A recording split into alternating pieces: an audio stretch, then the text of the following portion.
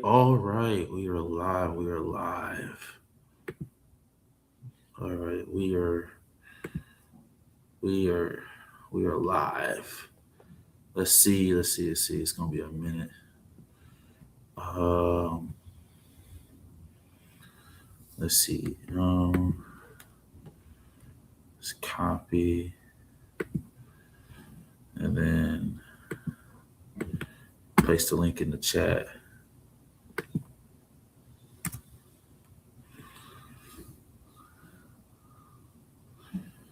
So let me go on YouTube. Just waiting.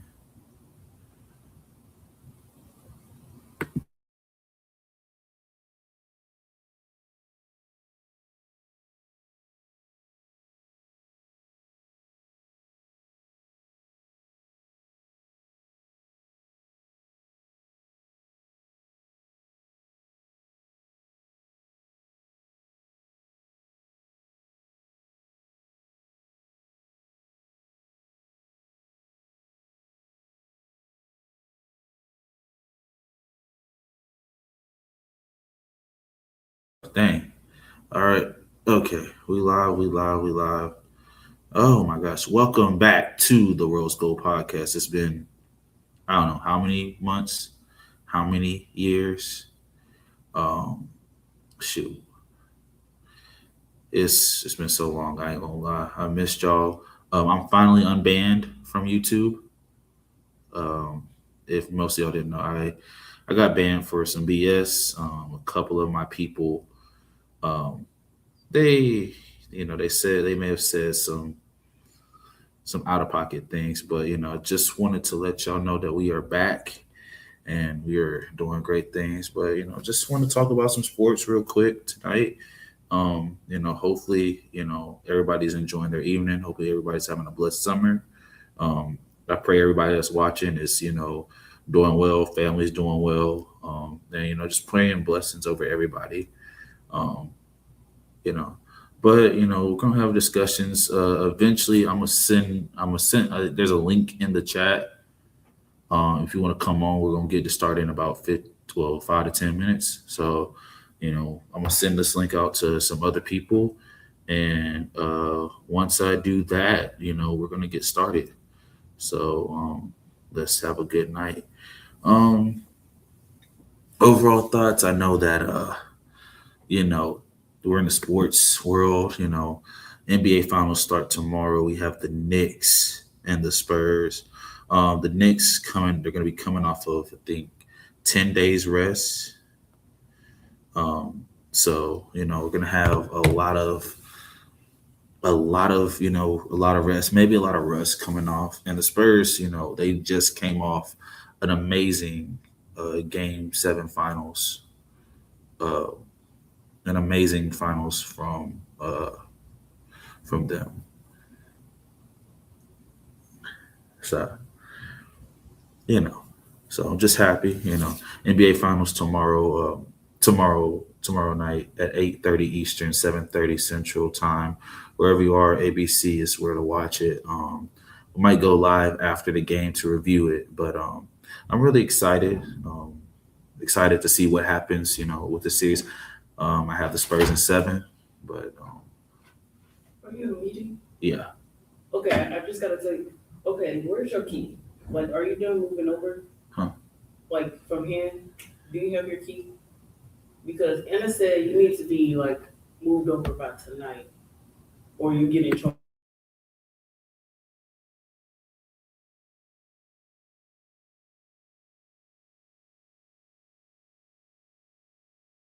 Sorry about that.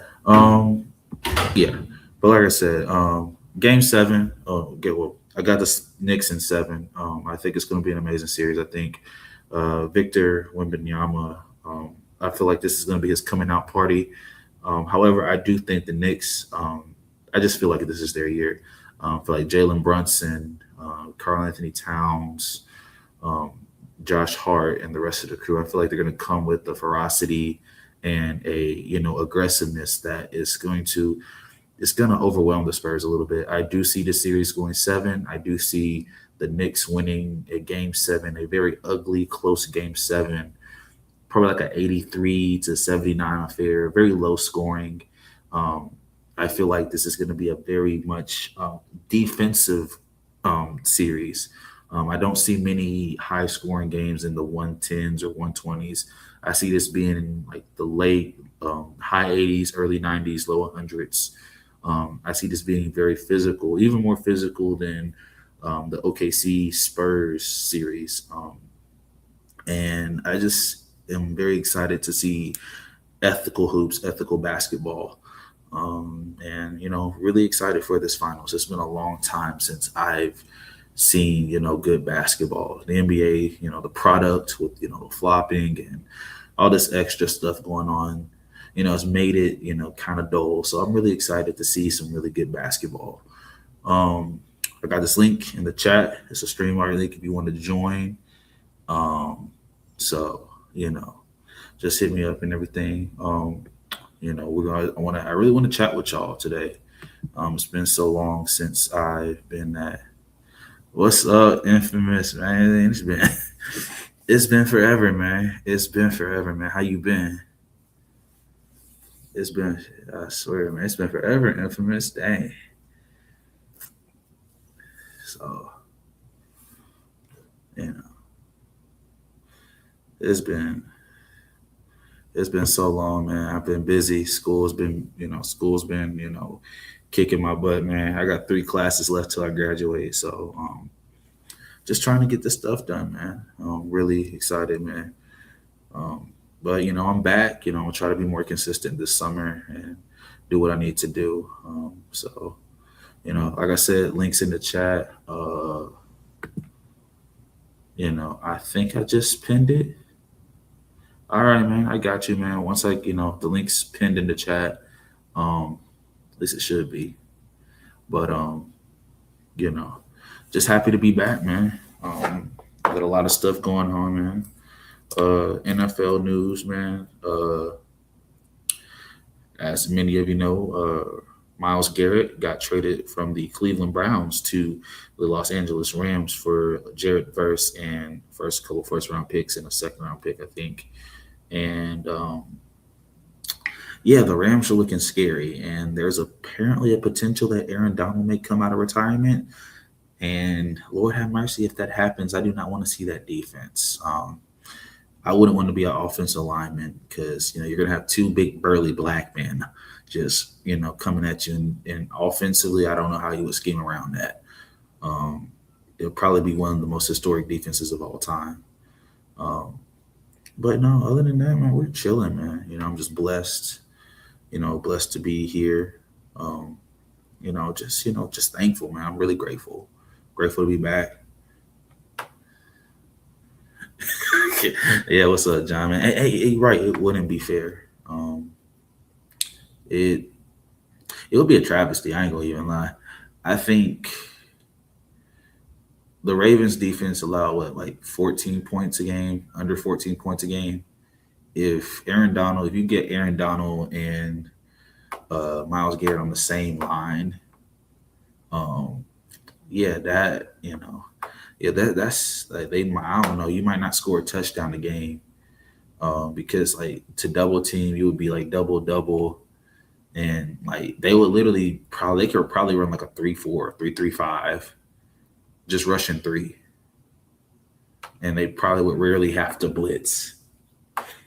And like if you can consistently drop 7 in coverage, 7 or 8 in coverage and everything, and be able to be physical, your corners and your DBs and your safeties, they can play with their ears pinned back, and they can play a little hyper aggressive. And so hypothetically, that'd be crazy. Now their defense is already going to be way better than it was last year because of the addition of Myles Garrett. Aaron Donald was just a hypothetical. So it's it's really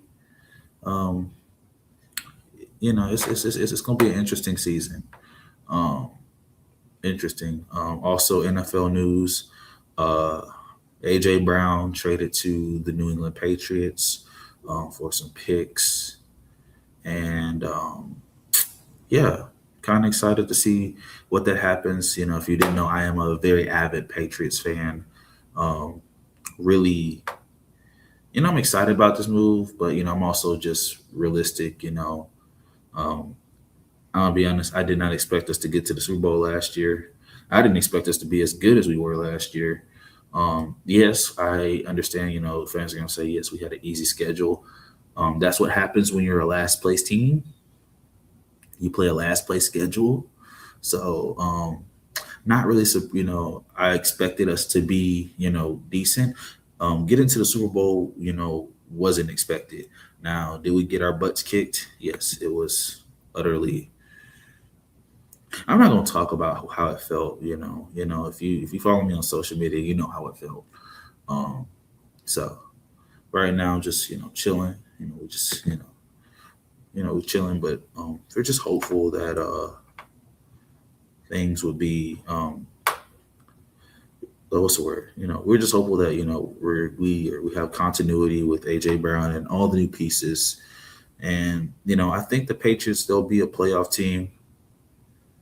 All right, what's up? Let's get him in. Hold up. Not kick. At stage. What's up, Infamous? Hey, salute, playboy. You're back. Yeah, I'm back. Yeah, I'm back. I'm unbanned. The infamous Pete Rose. Yeah, oh, man. What's up, man? How you been, bro? I'm good, man. I've been here, been around, man. Just doing my thing. How you been, man? I know school. I know you still going through. You almost finished school. What's the Bro, deal? I got three classes left, man. Oh, you got three. Go ahead. Is that will you be done like completely, or you just done for the summer? I'll be You're done done for the. completely. Like once I get done with these, I'll be done completely. Oh, oh, wow! Congratulations, man. You're gonna be grad. So you can be graduating next year, right? Yes, sir. You Wow, know, congrats. I like to see that, man. I love to see a brother succeed like that, man. Keep it up, man. Keep up the good work, man. I wish all the best for you, man. I like that. Love that. yeah, man. You It's just know? been grinding. Just All trying right, to, all right. just trying to get that stuff done, man. But man, how you feel about these finals, man? Okay. Listen. Well, you gotta explain something because I think there's a narrative that's being pushed. And, they always say that in order to destroy a man, you have to destroy his image first, and then you destroy the man. Right?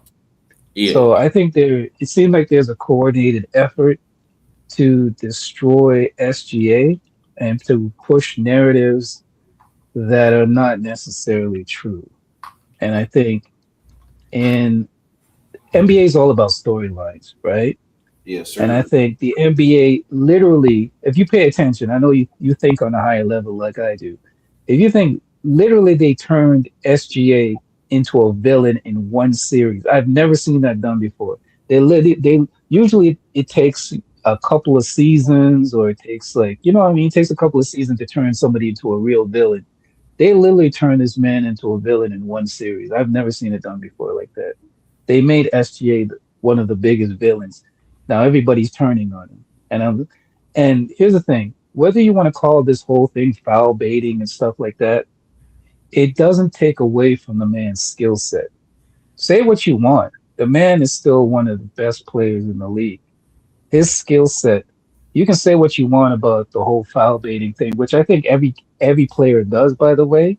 But I think it's just overblown because they want to say he does it, but he's just manipulating the rules. But go ahead. Yeah, no, yeah. I think I understand he manipulates the rules.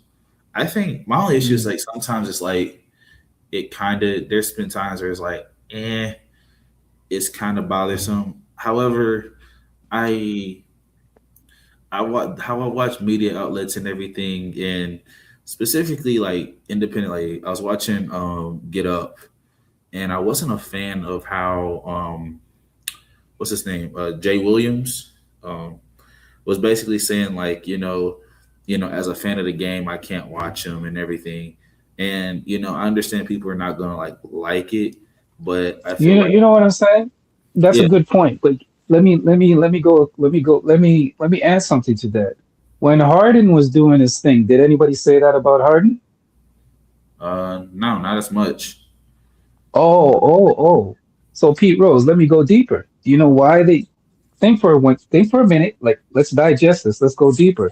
Why do you think they're saying that about SGA? Because I have a theory. And I ain't gonna lie. If part of me was like, is it because he's not like an American player? And I'm like, Ding ding ding ding ding ding ding ding ding. Go ahead, keep going. yeah. You But got it, you got it. You're going down the right path. But yeah, keep going.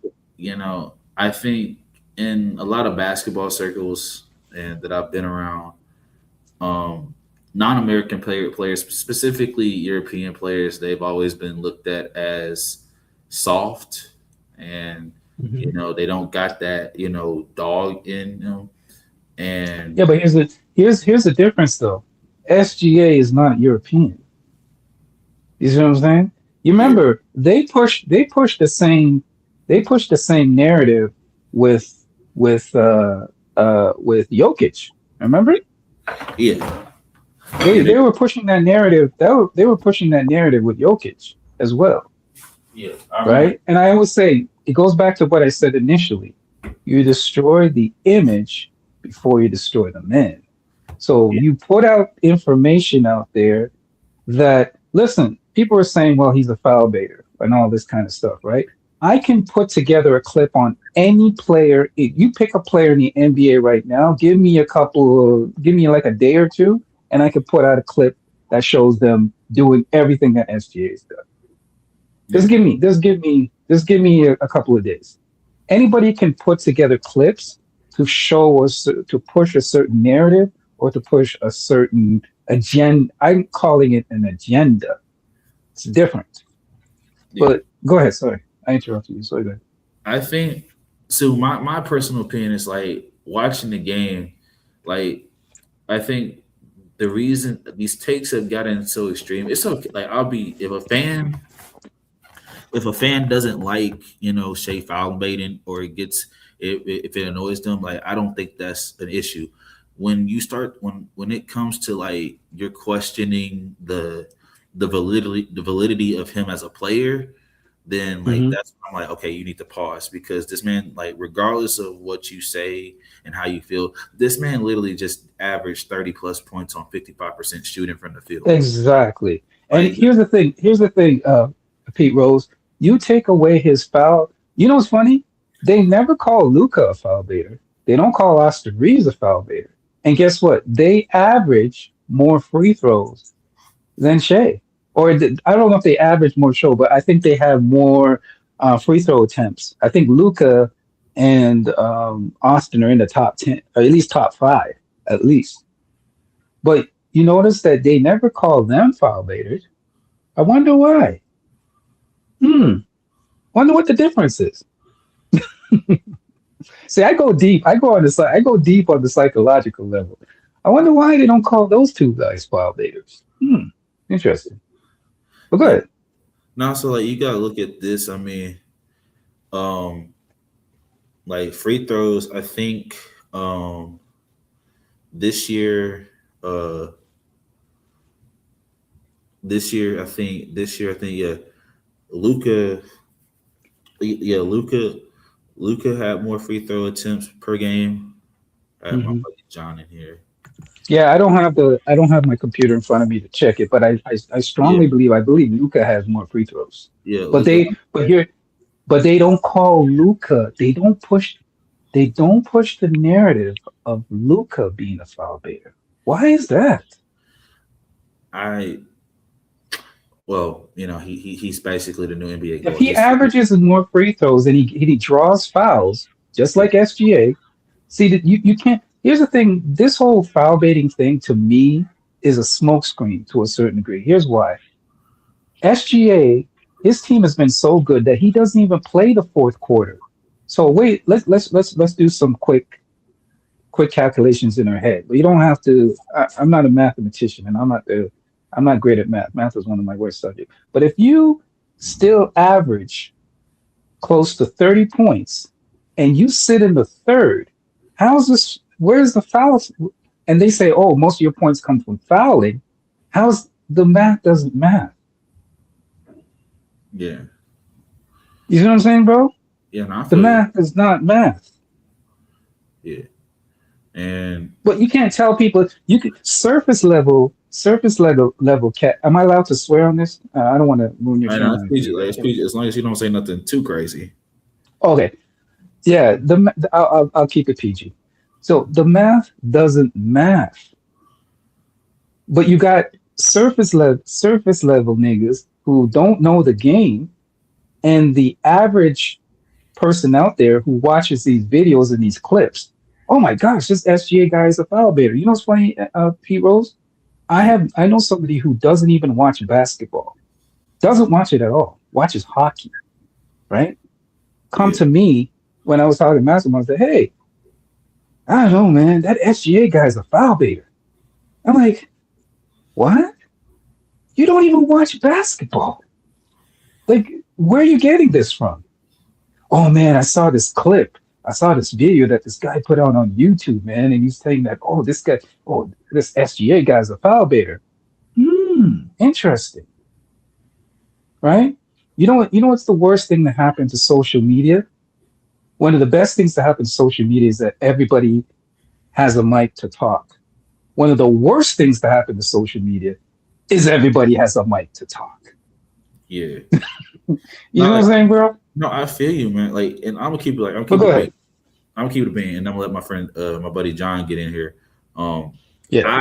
There was a point in the series where I like legit felt annoyed, and I was just like, because I felt like, and I was like, not that, and it wasn't even me like just being like Shay's like it wasn't even that Shay. I just felt like some of the calls weren't like really like fouls, and I know like the technicalities of the rule book and the landing area, the landing path foul and all that stuff. I wasn't like, I really like, yes, I legit, there was points where I was annoyed, and I'm gonna be honest, like I was literally just annoyed. I was rooting for the Spurs, I was rooting for the Spurs anyway, but like there was points where I'm like, dang. The only other issue I had was really, I think part of the reason this got highlighted because there was a precipitous drop off in his efficiency this playoffs, which Right. I agree with that. He didn't play well this playoffs. I agree with that. I completely agree. So like I think that that partly exacerbated that that issue. Like if you look at like this year, he averaged 31 on 55% shooting and 39% from the three in the regular season, and then in the postseason he's averaging 20. He's averaging 25 points with on 41% shooting and 33% from the 3-point line. And the thing is, it's like it's a precipitous drop off, and it's like the haters are gonna take it and be like, yeah, he needs to flop. Like I'm just being, my point of view is like, I as a basketball fan and a basketball purist, I'm like, listen, I know how good he is. You don't need to tell me how good he is. I've seen it. Right. Me as a fan. But here's the thing that people ignore, Pete Rose, and I'm sorry to interrupt you. Here's the thing that people ignore. He doesn't, when we play street ball, right? There's either two in street. You play street ball. I'm sure the gentleman on the panel, Godsent, he's played street ball. Have you played street ball, my dog? I have. So. Okay, so in street ball, right? I don't know what you usually rules are when you play street ball, but when we play street ball, what do? You call your own fouls, right? Yeah. As far as I know, when you play street ball, you call your own fouls, right? Yeah. So if you're a foul, you say, "Hey man, hey dude, you fouled me," right? Yeah. Here's the problem with this narrative. SGA is not playing street ball. He can't call his own fouls. It's at the discretion of the referee to call the foul. Right? And they implemented a rule that said there is even a flopping rule that says, hey, if we believe that you're flopping, we can call a penalty on you. Right? Yeah. So tell me, if I'm not in control of the whistle and when the whistle is blown. How is that my fault? It's not. I mean, Right. but yeah, I Now, think the rules. I mean, and John, you can answer this too. Like, do you feel like, from the fans' perspective?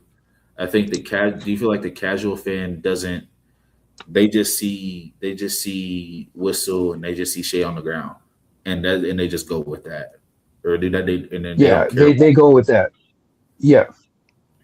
Yeah, John, what you got? Um, I'm I'm basically like, as far as that question specifically, I agree. It's just like, you know, it's like, dang, what I'm saying? Like every time they blow the whistle, he's on the floor and he's at the free throw line. So it can get nauseating at a certain point. But I think that this whole shade situation is just it's really like just a symptom of a much bigger issue. And it's that Thank you. Thank you. Yeah. and it's Keep that going. like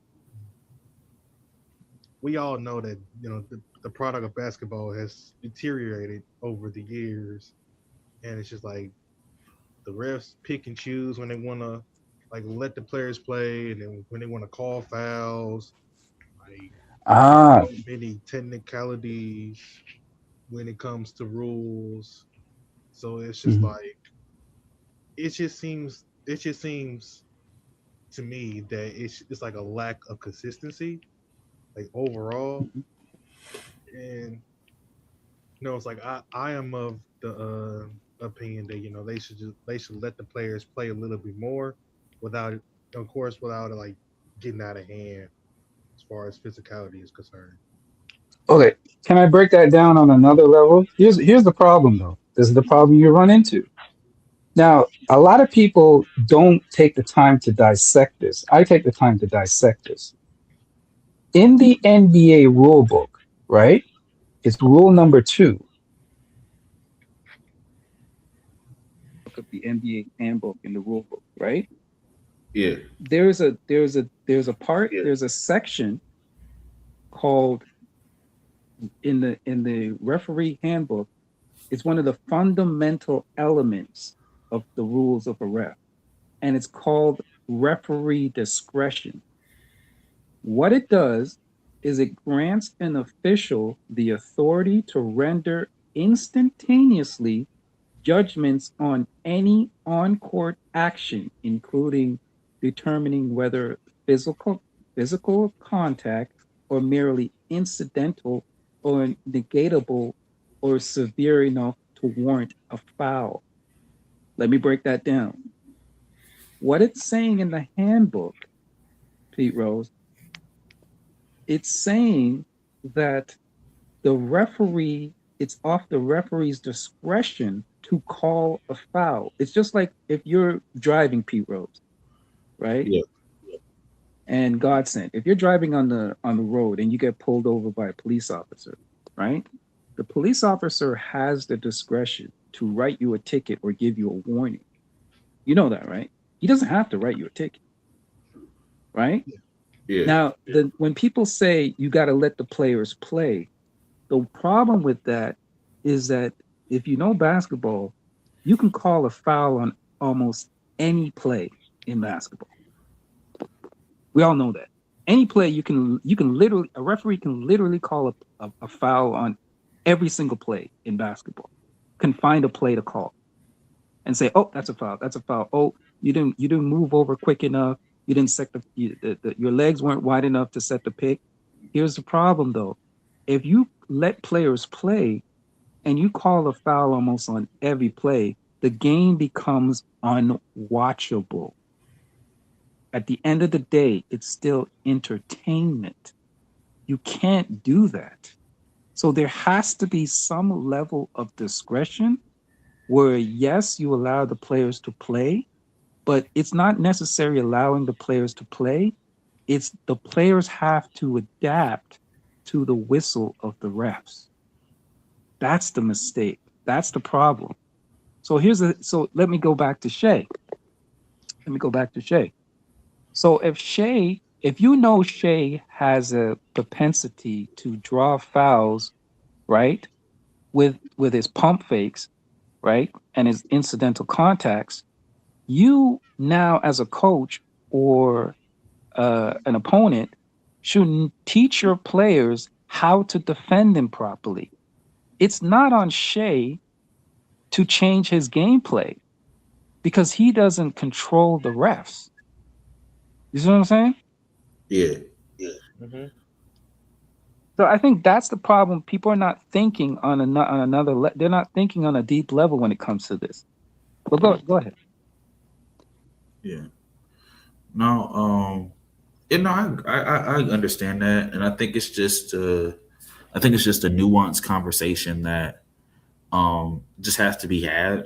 Um, Ironically, I think by the end of that series, I don't think really nobody really cared about Shea. I don't think he wasn't even the topic by the end of that series. I think the real topic was Chet Holmgren and that Yeah, game seven. I Yeah. would go as far as to say it's like the majority of the series. Like he had his moments to where like he was aggressive and he was looking for his own shot and he was playing good, but it just seems like he just doesn't have that alpha dog in him. And it's just like, like dude, you're like you have this talent and it's like, you need to like only taking two shots in the entire game in a game seven is just absolutely ridiculous. And it's like it Yeah, but doesn't help that he's going up against Wembenyama as well. That also doesn't help.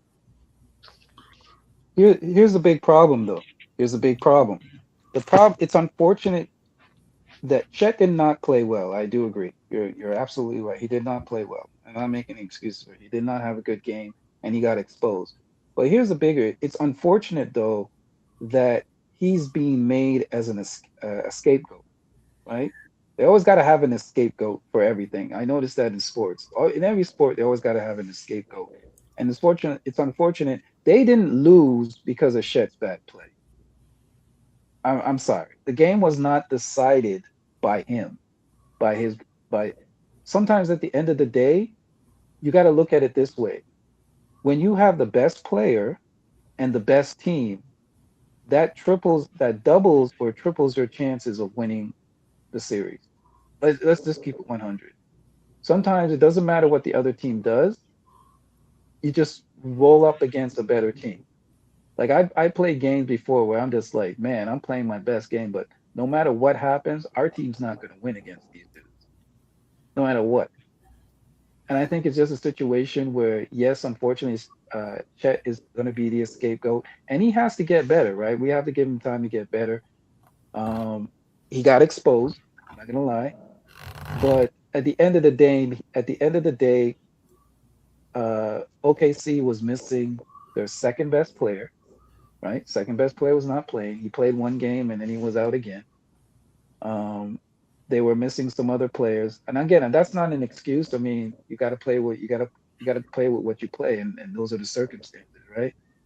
But at the end of the day, the best team prevailed, and the best team is in the finals. The two best teams are in the finals, and I'm looking forward to a great final. That's all I got.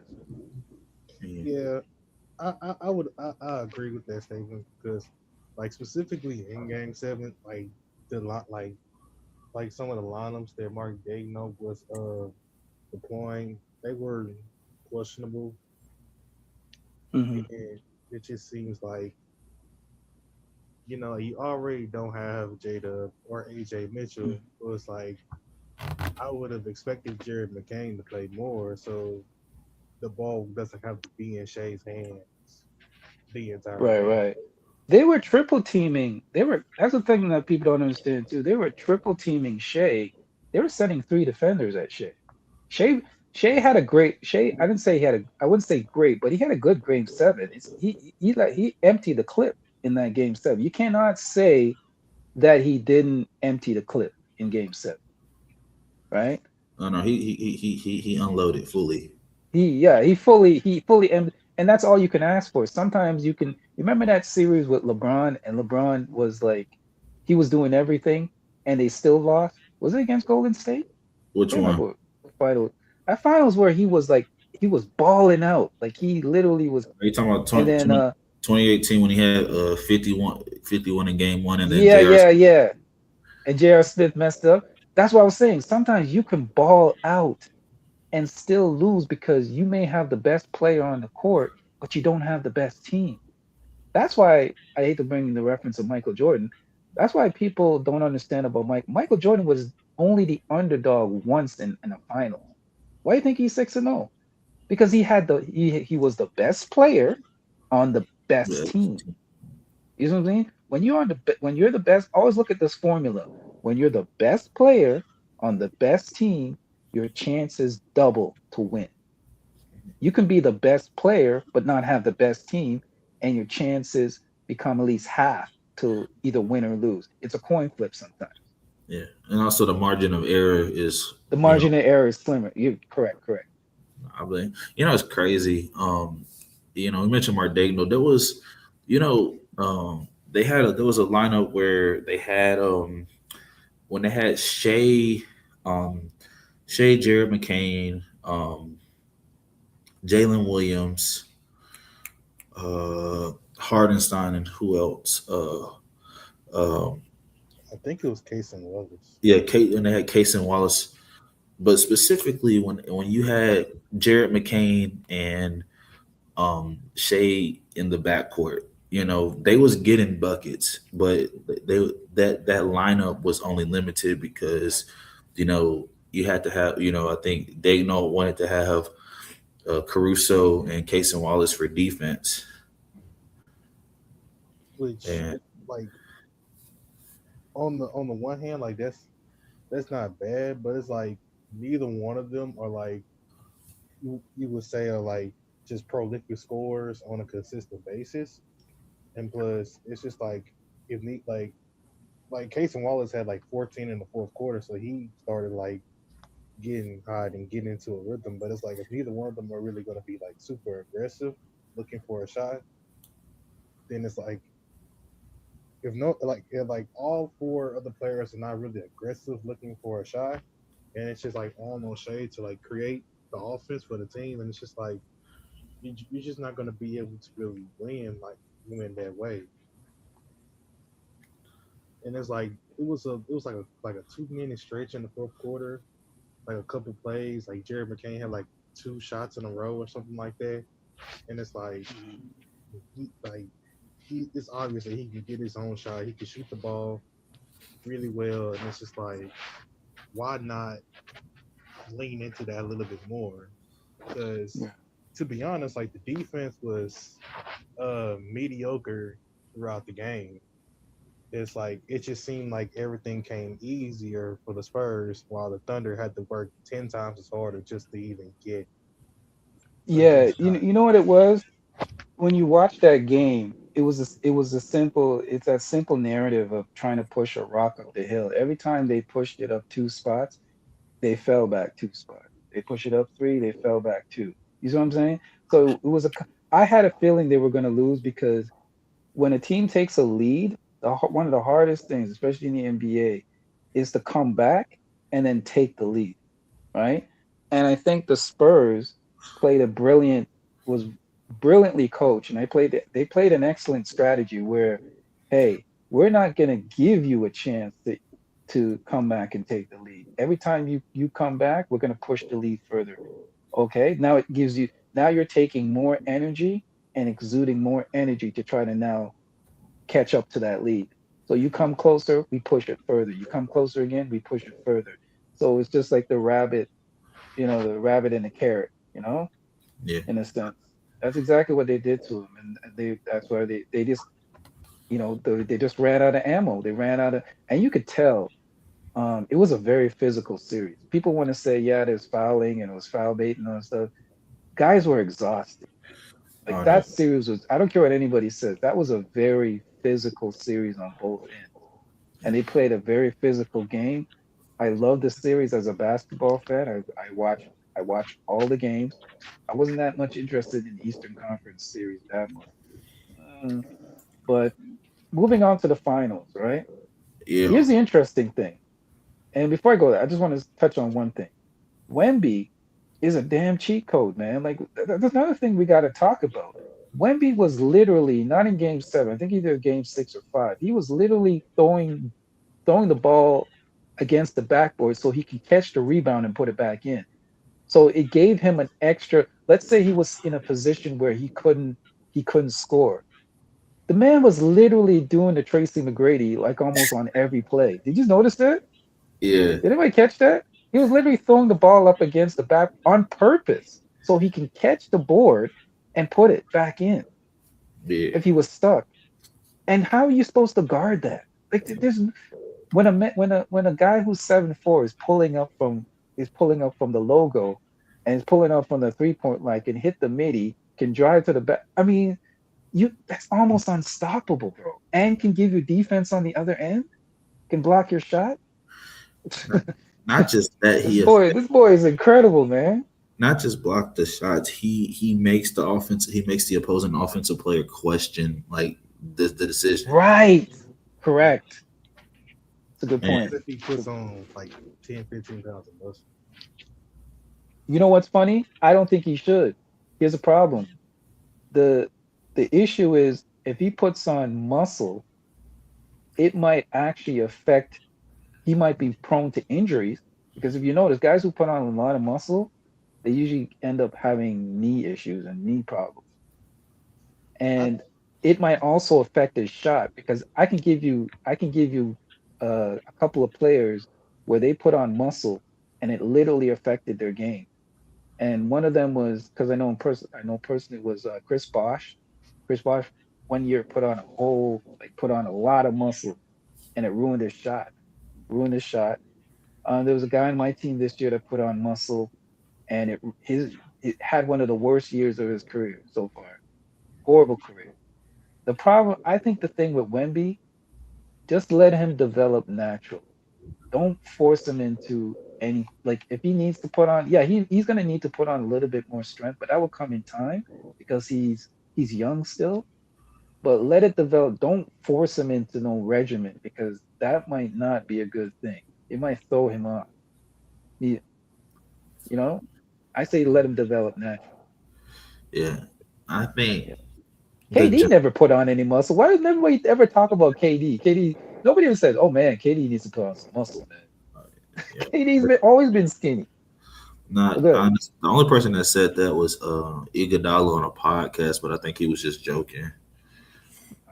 But I think with Wimby, I think offensively it's weird. I think the weird thing is I always think he has a go like he has an easy go to the basket. Like if he gets the ball at the elbow, like he has so many options. Whether if he's single Right. covered, he can turn around and face up.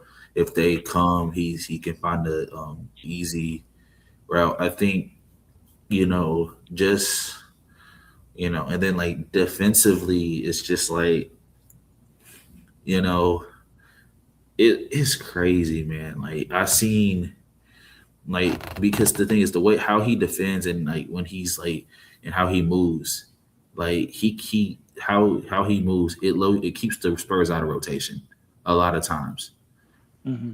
because if let's say the opposing guard is driving and everything, they get past that first one. There's that space between Wemby's that space between them and the basket, and they hesitate that 1 second and everything, and they give up the ball. Usually, if it's any other big and they see that they pass it, and your players are in rotation and everything, but with Wemby, like how he moves, and the thing is, he's quicker than you. He's quicker on. This series helped me realize how quick he was. Like that Yeah. man, Yeah. that man can, that man is move. Like he's light on his feet. Yeah. That the contest he had, like with Jerry McCain, he had a wide open shot, and Right. like I see the shooting motion, and then next thing you know, I just see this long arm, and I'm like, bro, when did he See, get? that's what people got to realize. The thing that makes Wemby special is not necessarily because he's big, he's tall. We've seen tall players like him before, right? We've had tall players like him before that have been in the league, like like a Mutombo. what's Manute Bol. The thing that makes Wemby special is just like you said, he's literally a guy that height that can be almost like a shooting guard or small forward in a sense. You know what I mean? Like he has the skills and the requisite skills as a small forward or a shooting guard. He has I mean he looks kind of awkward dribbling sometimes, but he can still put the ball he could put the ball on the floor. He can pull up and hit the occasional three. He can hit the midi. He can take it to the rim. He could like you see like there's never been a guy like that like has that all around requisite skills at his height. That's what makes him so special. I'm And he gonna can say go back on the other end and grab a couple of boards for you and block a couple of shots. You see what I'm yes, saying? he can. Like it's just incredible, man. We've never seen anybody like this. Never. We've had tall guys before, but they've never been able to be like this guy. You know what I mean? It's Mhm. crazy, man. It's incredible. It's incredible. Yeah, it's man, it's Oh, crazy. he's gonna win a couple more. He's gonna win a couple. He might win a couple of MVPs, a couple of defensive play. He probably got a defensive player thing locked down for a couple of years, man. If he stays healthy, for real, he's got at least that locked down. He won that mug The unanimous. MVP. Sorry, go ahead. He won it unanimously this year. Yeah, yeah. He's got that. He's got that end locked down, in my opinion. If he stays healthy, that's the only thing. The key thing is his health. He needs to stay healthy. And the second thing that I would develop with him, he needs to develop, and he's in the right place to do this, by the way, because he's got Tim Duncan and he's got David Robinson as mentors, and he's got Pop. So he's actually in the perfect place for this. But he needs to develop a go-to move, like a specific go-to move that's unstoppable, maybe like a sky hook or something, something that the defenders cannot block. They have no chance against. So when he's stuck in a spot, he can just he can just go to that go-to move. You know what I'm saying? I think that's the only thing they need to work on next. But he's only going to get better, man. This is just we're just scratching the surface of this dude. That's the scary. That's the scary part. That is the scary part.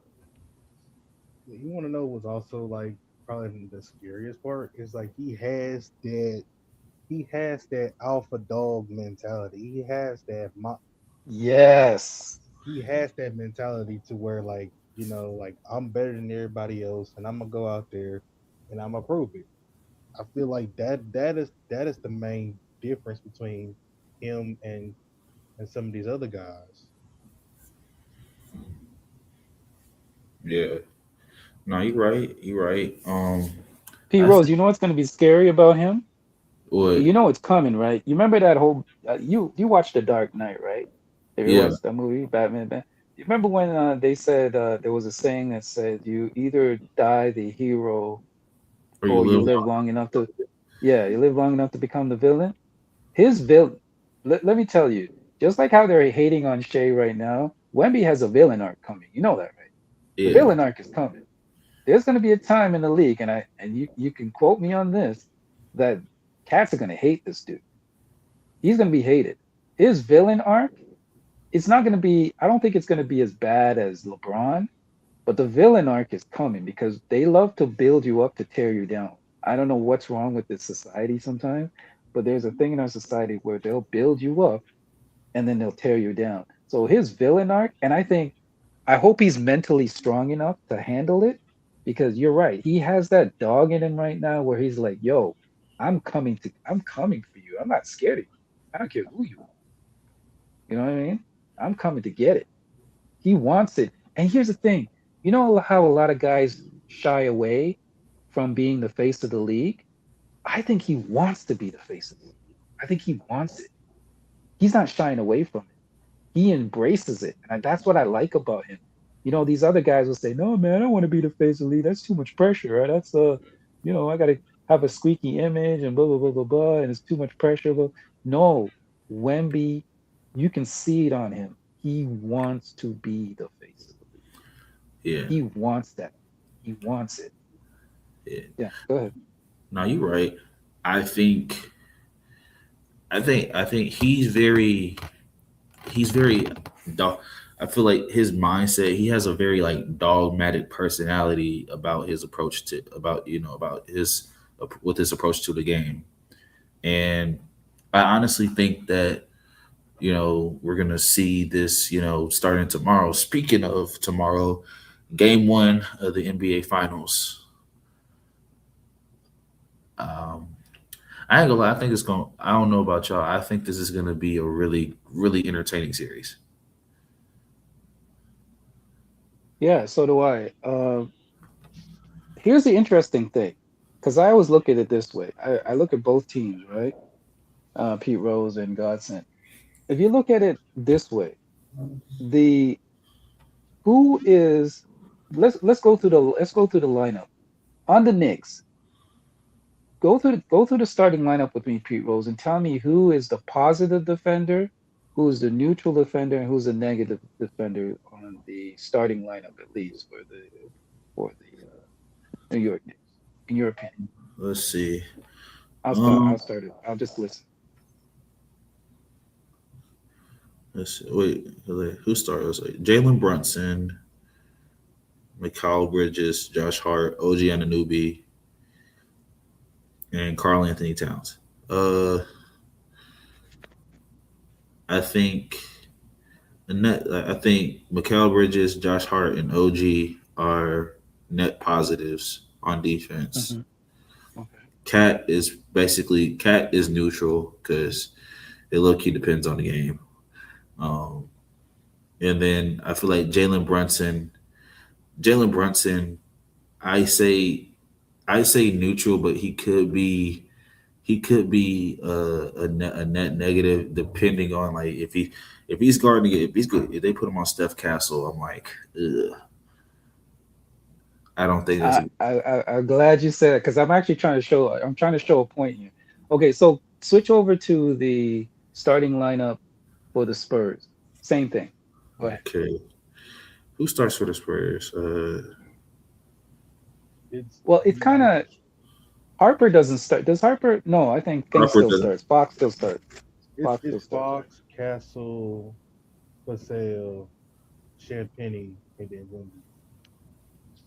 Does Champagne start? Yep. Yeah, Champagne Okay. starts. Okay. Cool. Cool. Cool. So who would you say go through the same thing and tell me who the positive and the negative is? You would say. Um, I think, of course, your positives,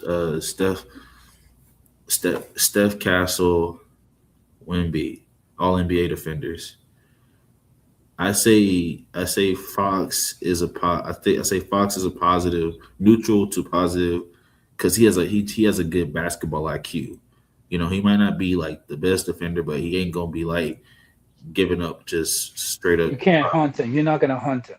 That's what Yeah. you're saying. Yeah, you're not gonna hunt him. Yeah, Vassell is the same thing. The only thing with Vassell, he might get a little over aggressive, but he's gonna play. that's And then correct. That's correct. the only maybe negative is probably Champagne.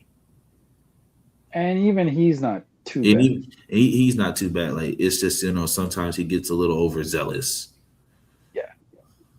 So there's my point right there. So you pretty much have neutral to positive defenders all across the board on the Spurs. The one guy you can say on the Knicks is Brunson. Now, I have to give Coach Mike Brown respect. They found a way to protect Brunson so that he doesn't get hunted. I'm I think that's going to be the key. Can they find a way to hide Brunson in this series so he doesn't get hunted? Because Brunson can get exposed easily with the Spurs players. Anybody on the Spurs side can expose Brunson. You see what I'm saying? So I'm wondering what the scheme is going to be for the Knicks. Now the Knicks are also at a disadvantage too because they're starting on the road. They're not playing at home. They're going to be on the road to start the series. I think that's going to be a clear disadvantage to a certain degree. So just like you said, I think it's going to be a great series. I don't think it's going to be as people are calling, oh, the Spurs are going to sweep. No, I don't think it's going to be a sweep. It's going to be a dogfight series. I think these two teams are going to go at it, but I think it's going to come down to the two superstars. It's going to come down to Wemby, of course, and it's going to come down to Brunson. And I think if you put those two together, Brunson is an amazing player, especially in the fourth quarter. This dude is clutch. Amazing fourth quarter player, I've noticed. And he's coming into his own. Um, but again, he can be attacked. So is the game plan going to be, and the game plan is going to adjust from game to game, of course. And of course, you're going to get the casuals. They're going to get overexcited. Like, for example, if the Knicks win on Monday, oh my gosh, the series is over. The Knicks are going to win. Like, if they win, sorry, not tomorrow, not Monday, tomorrow. If the Knicks win, people are going to get overzealous because of the one game. Like, the Knicks are going to win. And then if the Spurs win, people are going to get overzealous on the other side. But I look at it this way. I think it's going to be a long series. I'm looking at probably 6 to 7. But you guys may have a different opinion. I'll listen. Um, see, I could see a situation where the series goes 6 or 7 games. I can also see a situation where the series goes 5 games. I don't foresee a sweep, but it's like, you know, like I don't know, because like that game one and then like that couple games in that Atlanta series, um, I guess the Knicks have like went cold and like just looked all out of sorts. So it's just like, you know, can the Knicks like get off to a good start, because like that game one against Cleveland, like they were really struggling, but it's like they were able to come back still, and then they were down 2-1 against Atlanta. They were able to win that series. So it's just like, can they get off to a consistently good start and not fall behind? Because the Spurs already have like a whole bunch of confidence because they knocked up the defending champs and had like almost like a clear advantage to start off every game in that series. So it's like, yeah, can the Knicks like not let the Spurs get confident early on? And then it's like, as far as like that Brunson piece, it's like, can they hide him? Like, not just like him like allowing people to score, but it's like he would have to like exert so much energy on the defensive end of the floor that it would kind of negate or like kind of limit what he could do offensively. So that's how I'm looking at it. Like, how is Mikal Bridges gonna play? I think OG Anunoby is gonna show up. I think OG Anunoby is one of the more underrated players in the league, Mhm. and I think this series is going to. I think this is going to be Cat series. Like, what is Cat. Cat going to Okay. do? Yeah, but you know what? It's pretty even across the board. Like if you look at it face to face, it's pretty even except for maybe the Brunson thing. I mean, Cat is well, Cat is a better outside shooter than Wemby, of course. I don't know. Are they gonna put? They're not gonna put Cat on Wemby, are they? They might. Oh gosh, that's gonna be a disaster. Because here's the problem: has a propensity to draw to get into foul trouble. You know that, right? Yeah. You can take him off the board by getting him into foul trouble. You can bait him. He's a he's horrible when it comes to that. I mean, I think they kind of going to have to put him on Wemby because, you know, Yeah, I think do, you're do, right. you, do you want him on Champagne or Vassell? They could put OG on Wemby. They Yeah. could, but like it would leave Cat on Champagne, and you know Champagne going to sit at the 3 point line. So it's like, unless they're going to be losing rim protection. Yeah. Yeah, it's gonna be interesting. I mean, they did say Mitchell Robinson's playing with the brace, but I think really just lineups where it's like your guards and your wings with Cat, they can play five out, and it's just if Brunson drives or Josh Hart drives and everything, making Wimby make those decisions. Do I go to the paint or do like if Cat's on the 3-point line because he can knock down 3-point shots, you Yeah, know. yeah. So it's And just you, and you know what's good. You know what's interesting? People are starting to interrupt. This is a series where you can actually play that the big white center that they have too, right? Like you don't have to worry about him. You can play him in this series. yeah. The Oh, backup center. What's his oh, name? Luke Cornett. Yeah, you can. Luke Kennect can shine in this. You Yeah, can you can use him as a Trojan horse. Like I think you can really expose him in this series. Luke yeah, Kennect can shine in this series. yeah. I'm gonna keep it like I think key players off the bench. I think for the Knicks, and nobody's talking about this, but Jordan Clarkson. Oh, come on, Pete Rose. Don't do that. No, like, Clarkson, really?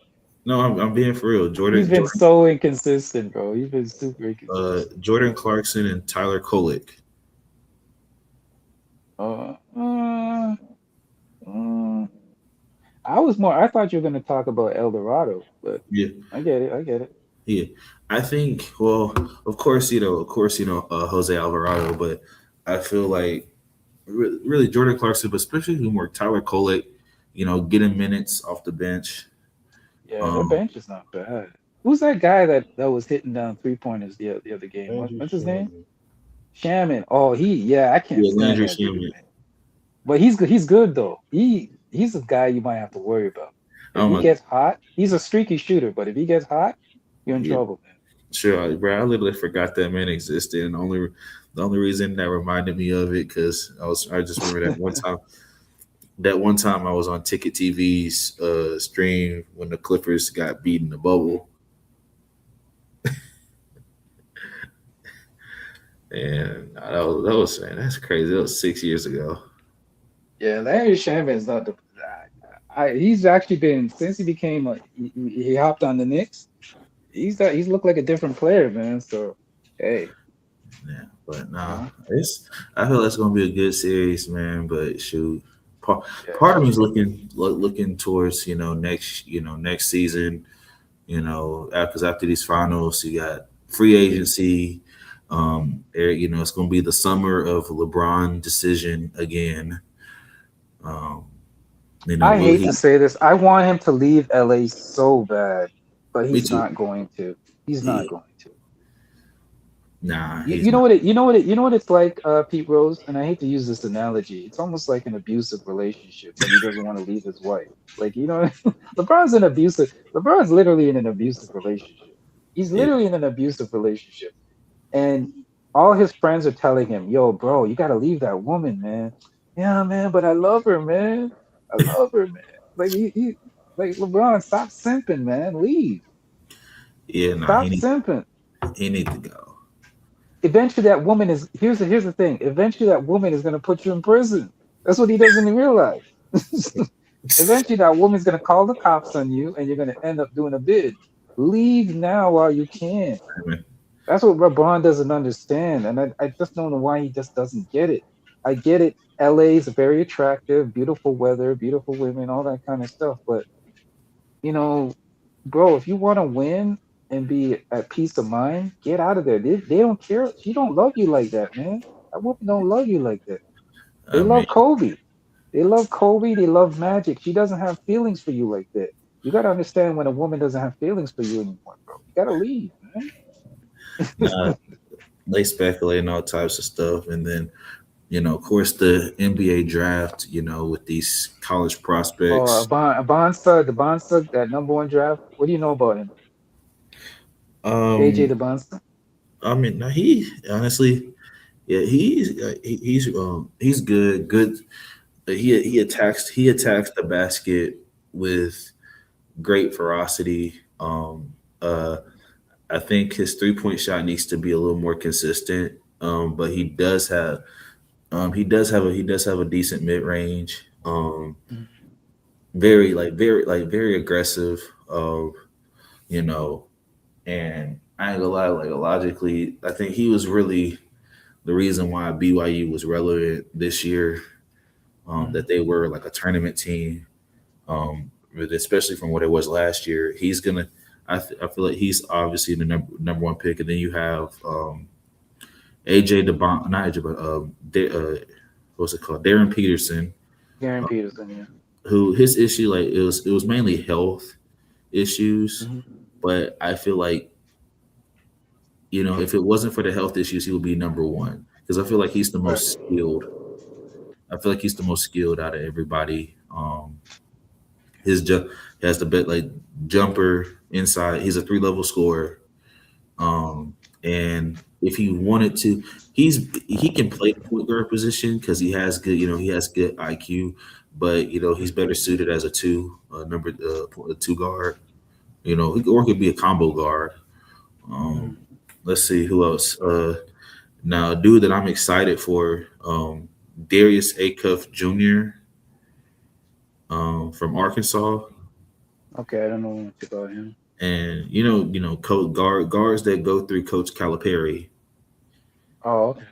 You know, This I is a deep. This is one of the deepest drafts that I just been surface level surfing and just checking out stuff. This is gonna be this is one of the deepest drafts I've seen in a long time. There's a lot of talent. I don't even think the top level talent is gonna get the recognition like some of the. I think there's gonna be a sleeper in this draft that's gonna come out of nowhere and people are gonna say, no, "Damn, where did he come from?" no, There's gonna listen, be bro. one of those guys, a couple of those guys, I should say, a couple of them. But go ahead. Yeah, what you got, John? I haven't really like done my homework on these guys, so I can't really just like give an informed opinion. So I've heard this is gonna be one of the deepest classes ever. I've also heard that this class is overrated, so it's like I just It want could go either way. It could go. You never know. That's why it's called a lottery. But Yeah. there's a guy that they're calling the French Wemby. You know anything about him, Pete? Um. So I've It's heard. like I a know. French guy that's the same skill requisites, same kind of height. Yeah, I know. Like I know who you're talking about. I think. Hold on. I gotta go. I forgot his name. But I can give you there's dudes. I forgot his name. Dang, it's on the Okay. tip of my tongue. What's his name? But I can give you some name. Pause. Pause. Dang, yo, yeah, pause. Um, Go ahead. I can give you some names that these are gonna be like potentially late first round picks. Um, Hmm. but they can My they team's picking around 19. My team's kicking around 19. What's around that area? I'll The say this. Raptors. What if there's a dude Koa Pete out of Arizona.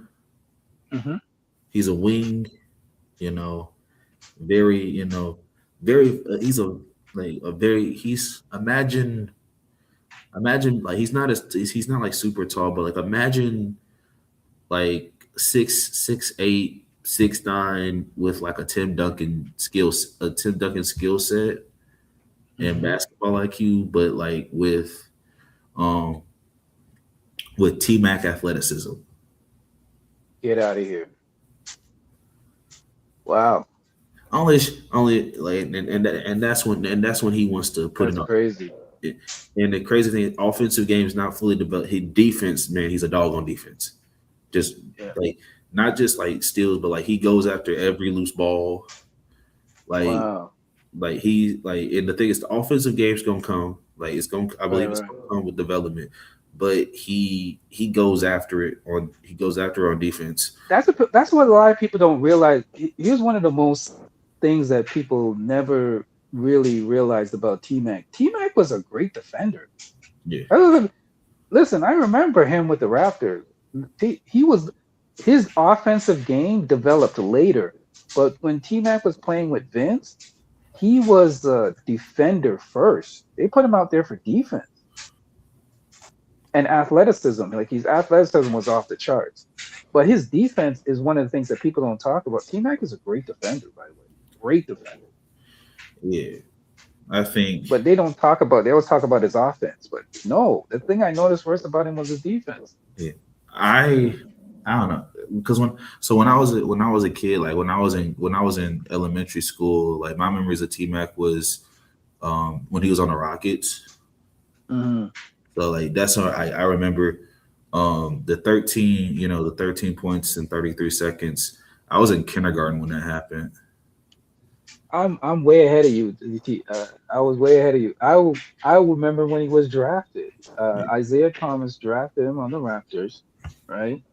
And that time he was out of high school, Yeah, right? That's when you can draft players out of high school, and he was literally coming off the bench, and he wasn't really getting that much playing time, and he was kind of playing behind Vince Carter at the time, but people started to notice when he got into game, like, yo, this guy is like on Vince's level, pretty much when it comes to the athleticism, but he wasn't getting the Butch Carter. I think it was Butch Carter that was coaching him. I think Butch Carter was kind of like a bit of an a-hole when he came to him. Like he wasn't give. I don't know what it was. I don't because he was young or something. But Butch Carter kind of treated him a little bit. I wonder, do the Raptors have a second round pick? Man, that's going way back in the memory bank. I can't remember. Oh, you mean this year? Oh, sorry, you Yeah, mean this year? yeah, Yeah, we do. I believe we have a second. Yeah, yeah. Because I I'm don't know looking at when, like but mid second. There's a guard like sharpshoot. There's a guard. Just he's a 3 point specialist out of Houston. Um, Emmanuel Sharp. yeah, we need shooting. That's basically what we need. We need shooting. Emmanuel We need Sharp. guys that can put the ball. Yeah, Got good defenders, but we just need some shooting. yeah. I'm just looking like there's dudes that could be um like of course, and then in the lottery, you got Carlos Boozer's son Cameron. Uh, Yeah, yeah. I think But speaking of the Lakers, by the way, I hate to break the bad news to the Laker fans out there. You do know that the window's closed, right? The window's yeah, shut. The window's shut this year, by the way. Here's the thing: you got Luca on your team, right? Which I think they should trade Luca. That's my answer. And trade Austin Reeves and Luca and start from scratch again. But they're not going to do that, of course, right? But here's the thing: you're stuck with Luca. You're pretty much stuck with him, right? Here's the thing: OKC has a treasure chest of draft picks and guys that are coming up, right? Their team is going to be. People think that their team is going to fall off. Hell no. Their team is going to be may even be better next year. That's what people don't understand. OKC is not going to be falling off for a while. And then you got the Spurs, right? So you Laker fans got to realize there's teams that are coming up. If you're sticking and building around Austin Reeves and Luka Doncic, your team is in huge trouble. Yeah, how are you going to go up against these dogs? How are you going to go up against a team like the Spurs? How are you going to go up against a team like OKC? The window is closed, bro. The yeah, window is closed. That's why I want LeBron to get out of there, bro. Man, if you want to win, get your ass out of there, bro. The window is closed. yeah. You're not beating OKC. You're not beating the Spurs. Nah, he's not. They're not. I I feel because I'm looking at the draft and like OKC, what they pick, what 10th, 12th? Oh, the NBA draft. Bro, I don't care if they pick. It doesn't matter where they pick. They're not. They listen. They're not winning any championship anytime soon. They're done. They're done because here's the thing: you don't have the requisite act. You don't have the assets to go out there and get yourself a quality player. And the players that you're currently investing in, those are not winning players that are going to get you over the hump. Sorry. Oh, People got to be honest. I mean, I got to tell the truth, man. But that's what people don't realize. They're like, yeah, man. If Luca was healthy and Austin Reeves was healthy and blah blah blah blah, bro. Let's be honest. If the Luca was healthy and Austin Reeves was healthy, we got to tell let's tell the truth. Let's tell the truth and shame the devil. Even if Luca and Austin Reeves were available, right? You think they're getting past? They would have got past OKC or the Spurs? nah. Get the hell out of here! It's not happening. It's not. Nah, It's not happening. do you That's remember? a sad reality. Yeah, go ahead. All I can see is all I can see is pick and roll, and Shea chooses. It's like, do I want to go at Austin Reeves or do I want to go at Luca? Right, they would have been eaten for lunch. Like, look what OKC did to them. Well, I understand that Luca wasn't playing, but it wouldn't have made a difference. Yeah, Like, it would really not made a difference. The only thing that made a difference was maybe the Lakers probably would have got 1 or 2 games. I think the Lakers would, with Luca, they would at least gotten 1 game. They wouldn't have got swept. yeah, I think with Luca, they would at least gotten 1 game. But yeah, that's it. yeah. Look what they did to them, man. Embarrassment. I'm because like the thing is with OKC, like whoever they draft, the thing is like that the like that range from 10 to like 15. A lot of those prospects around those areas, the scouts are saying they're like glue guys, like really good glue guys. Right. And I'm looking at the one guy that I'm looking at is Yaxel Lindenborg out of Michigan. Okay. Wow. Oh, I don't know about him. Uh, Tell me about him. Basically he transferred from what's it called? I think US. Yeah, he transferred from University of South Florida last year to University of Michigan, and Hmm. won. I think he was Big Ten Player of the Year, Hmm. and he was All American. But like he's a big burly dude, 6'9". Hmm. Um, just big, strong, burly. Attacks the basket, can finish with both hands, has a really good mid range, can defend 1 through 4. Um, you know, great basketball. And mind you, like he played the last 2 games of the final. He played the final four hurt on one leg, Hmm. and you know, and he because he had a grade 2 sprained ankle, and he played on it, Hmm. and like just that, like how he plays and everything, being able like I forgot what's that player's name. He has the ability that he can play with such power and ferocity, Hmm. but he has touch around the rim. Okay. He has touch in the mid range and everything. But like he a big burly dude. Mm. He that man come at you. He be uh you know he goes hard. I mean Pause. like in the gate, like pause. Dang. In like in the championship game, he didn't shoot the ball well, but he Hmm. had 13 points, and hit big shots. Um, couldn't do much because he was playing on one leg. Because he was playing on one Right. leg, but he played 37 minutes in that game. Mm. And the fact that he was on the fact that he was on the court, whether it didn't show up in the stats, whether he was making the right pass or cutting and everything, cutting, getting the ball, making the right pass, getting the hockey assist and everything. It don't show up in the stats, but like he's like one of those glue guys that's like um that's due. And then his teammate, he has a teammate, their center, a Dimera, um, Hmm. just another guy that's like big man. He's 6'11", um, just a glue guy. And I'm like, Hmm. OKC gets one of those guys. I'm like, okay, they're just you Yeah, just but yeah, that's the scary part. They're only going to get better, even if they. I think Lou Dort is probably the guy that's out. I think they're gonna. I don't think they're gonna get rid of Chet. That's just ridiculous. You don't throw him out just because he had a bad series. I get it. He didn't play well against Wemby, but he ate against the Lakers. So that's what I'm saying. Like, you can't just. I don't. I think Chet's okay.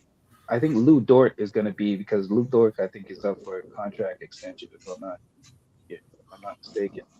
So, and I don't think they're gonna want to pay him. So, I think he's out. There might be a couple other guys that are gonna be cherry picked from other teams. Like other teams might say, hey, we're gonna offer you a big contract to come play for us. So there might be some guys that are cherry. But that's the thing about OKC. Even if you take some of their players or some guy they lose some players, they still got enough in the treasure chest, and they also got enough to go out there and catch a big fish. You know what I'm saying? Like they could decide whichever way they want because they're great at drafting. Their drafting acumen is superb. Not only are they good at drafting, they're good at narrowing talent or finding talent. So it goes both ways. So if hey Giannis, if you're looking to win a championship and you want to get away from the Bucks, And I'm just hint hint, wink wink, dude, look at go that. to go to OKC. If you're really interested in winning, Yeah, because I mean, OKC, Giannis is the probably the best guy to. I don't say he's going to stop Wemby, but he may be the neutralizer to help with Wemby. they both. It's just like it's like every time the last time they faced each other, I think the Bucks faced them early in the season, and it was like Mhm. two. It was like two alpha dogs just going at each other, back and Right. forth and back. And I think Wemby had like. Yeah. I think that was the game Wemby had 50, and Giannis had like. I think Giannis had like 38, 9, and 17. Like, Wow. yeah, it was back and forth and back and forth. Yeah, that's the best place for Giannis. Do not go to the Lakers. You're not gonna win. You're not going to win going to the Lakers. You're gonna get All you're gonna do is you're gonna get some commercials. You're gonna like get some appearances in some B-level movie or something like that. You may get a guest appearance in a couple B-level movies and shit. But that's it. Don't not go to the. If you're interested and you're serious about winning, go to And guess what? OKC has the treasure chest to pick up Giannis. They got the assets. If they really want to go at him and get him, it all depends on whether he wants to go there. Yeah. I say because they got the assets. They literally got the assets. They can throw like 1,000 draft picks. We'll give you 20 draft picks, whatever draft picks you want. They got the draft picks. They got the assets. Like seriously, like if he's serious about winning, in my honest opinion, and he's not concerned about, oh, I just want a good spot for my good sunny weather and all that kind of stuff, a good spot for my family, blah blah blah blah blah. And I understand that some guys are at that stage in their career that I just want my family to be comfortable and I want to be in a spot where blah blah blah blah blah. But if he's really serious about leaving, or they want him out, work out something with OKC, bro. If you wanna win. The other option is, oh, okay. You want to reunite the Twin Towers? Go to the Spurs. Oh The Lord. Spurs have assets too. The Spurs have assets too. If they want to make a trade, the Spurs have some assets they can trade to Lord. get Giannis. So go ahead. That would be scary. Super scary. They would have the West locked down for a while, bro. So that would be super scary. That's Lord. But you look at OKC. Mhm. They have two 30-year-olds on their roster, Mhm. and that's Kenrick Williams, who's 31, and then Alex Caruso, who just turned 32.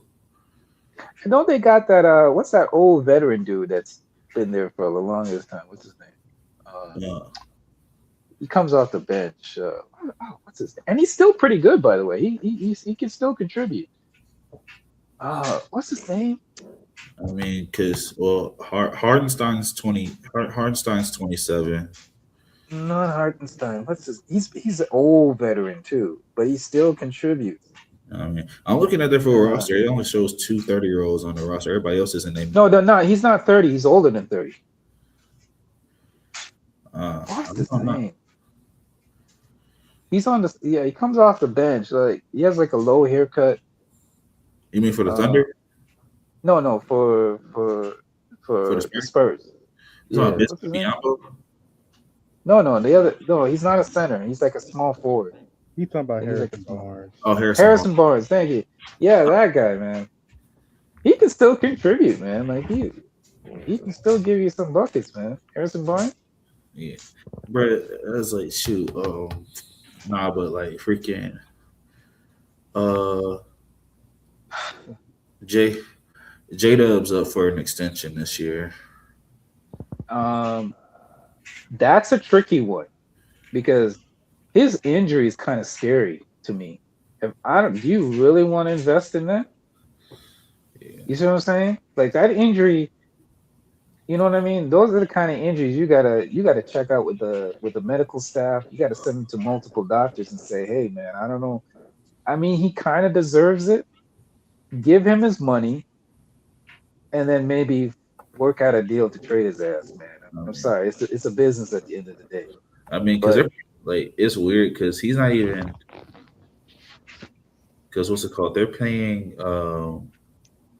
they're paying Shay's making 38 million this year. He's gonna be making 42 million next year. wow, that's crazy. Isaiah Hardenstein's making 28.5 million. He's gonna be making 30 million next year.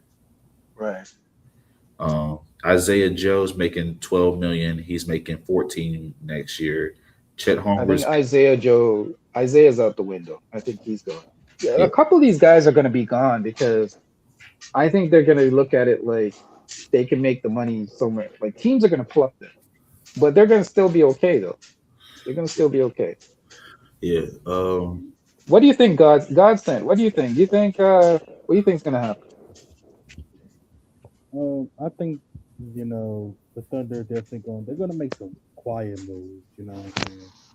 Like I don't think it's gonna be a big splash or anything. I Right. think this is gonna be like little moves here and there, just to make sure they have some long term stability with the salary cap. Right. But they can't afford. Here's the thing. The problem is they can't afford to keep everybody. That's the thing. They have to get rid of some guys. Some guys have to go, unfortunately. So with them not being able to keep everybody, it's like you got to decide who you're going to keep and who's going to go. Because you still Right? got Jared McCain, AJ Mitchell. Like if you want to keep those Yeah. guys, you're gonna have to fork over some bread. And here's the thing, they're all good. It's not like they're bad. You know what I'm saying? Yeah, They're all I don't, good. I don't know if Casey Wallace is kind of Jason still Wallace might be out. so it's like even though they got a bunch of picks, like they Yeah. still got some decisions to make, and then you know, like Yeah. at the same time, it's like yes, they got all the picks, and yes, they have had a great history of drafting, but it's one like one or two bad drafts in a row can set you back. Yeah. Yeah. But they're going to be good for a while though, and the Spurs are going to be good for a while too. It's not like the Spurs are going anywhere. Yeah, I You know think what I'm saying? I think the Spurs could use a little bit more depth long term, like a Hmm. true backup point guard. If, Right. um, you know, Houston's coming up the pipeline. I think Houston's going to be better next year. I think Fred VanVleet's coming back. I think there's some other teams that are waking are sleeping giants to a certain degree. I don't think they're going to be super good, but they're going to be okay. And I think like Portland's going to be okay. I'm not saying that they're going to win a championship or anything like that, but I'm saying Portland's going to get better. A lot of the teams in the West are going to get better. I think the Lakers, for example, the only guy that they might be able to pick up is Al Horford, man. You always keep your sights on guys like Al Horford, man. That's it. Al Horford is the only guy that I think that you guys might have a chance. that man's gonna be 40 next year, bro. Yeah, but that's what I'm saying though. Like, That man I got don't think a lot of cats want to come there and play, bro. I don't think cats want to come and play with Luca. I don't honestly. I don't think when guys want to come there and be behind Austin Reeves. If I'm a player, you think I want to come and play behind Austin Reeves and Luca? no, No, in all seriousness, you got the only option they got is to pick up role players. The Lakers, yeah. I'm gonna say this. role player central, man. Go to the bargain bin and start diving for role players, man. I think really the West, really I feel like this next part of the NBA season, I feel like it's just gonna be I feel like it's gonna be just a dog fight because it's gonna come a point where it's like there's not gonna be really any horrible teams, Hmm. but I think like I'm just looking at teams that didn't make it, and I'm just looking at it. I think, and I'll just be honest, nobody's talking about this team, and they had Hmm. the Hornets are gonna be a playoff team next year. Yeah, yeah, they will. like Can I be honest with the? Can I be honest with you about them though? yeah. You're not gonna win anything with Lamelo Ball as your leader. I'm sorry. You're not gonna win diddly. Lamelo Ball is not a leader. I'll say it right now. He's not a leader, and you're not. He's not a winning player. I don't care what anybody says. He is he. I like him. He's super talented. I think he's one of the most talented guards in the league. But if that guy is your dude, he ain't going nowhere. Let's be honest. Yeah. We got to keep it 100.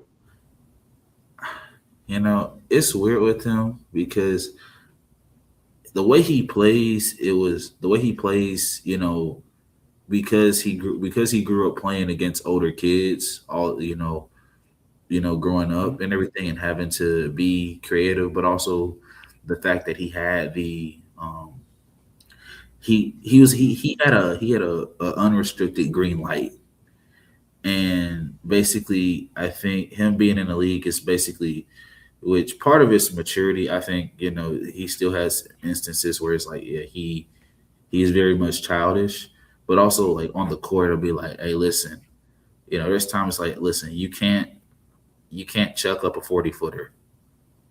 Right. You're not Steph, and even Steph don't be chucking up random 40-footers. It's usually after he makes like what, two or three, Right.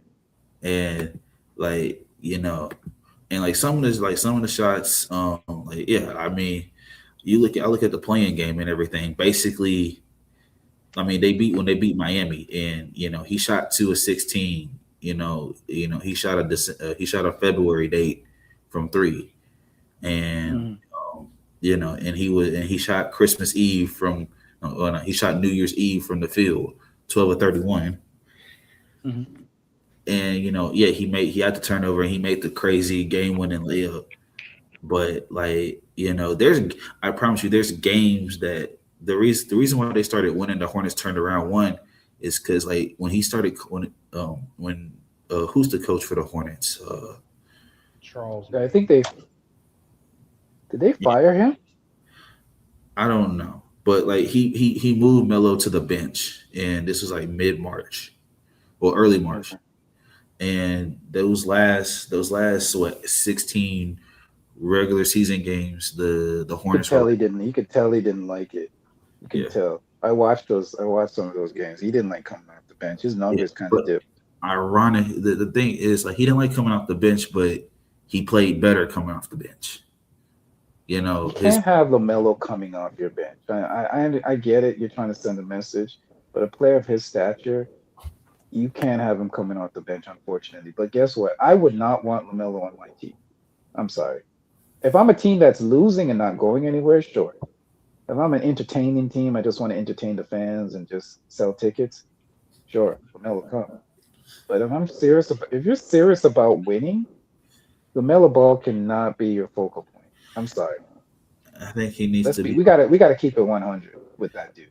Yeah, I don't think he needs like a grown. There needs to be a grown man on that team, on that, like, not just for him, but like for all the other players, because it's like, I mean, Yeah, but the shoot, problem is he's not gonna listen though. He doesn't seem like the guy that's gonna listen to a veteran leadership though. He I seems mean, like he does his own thing.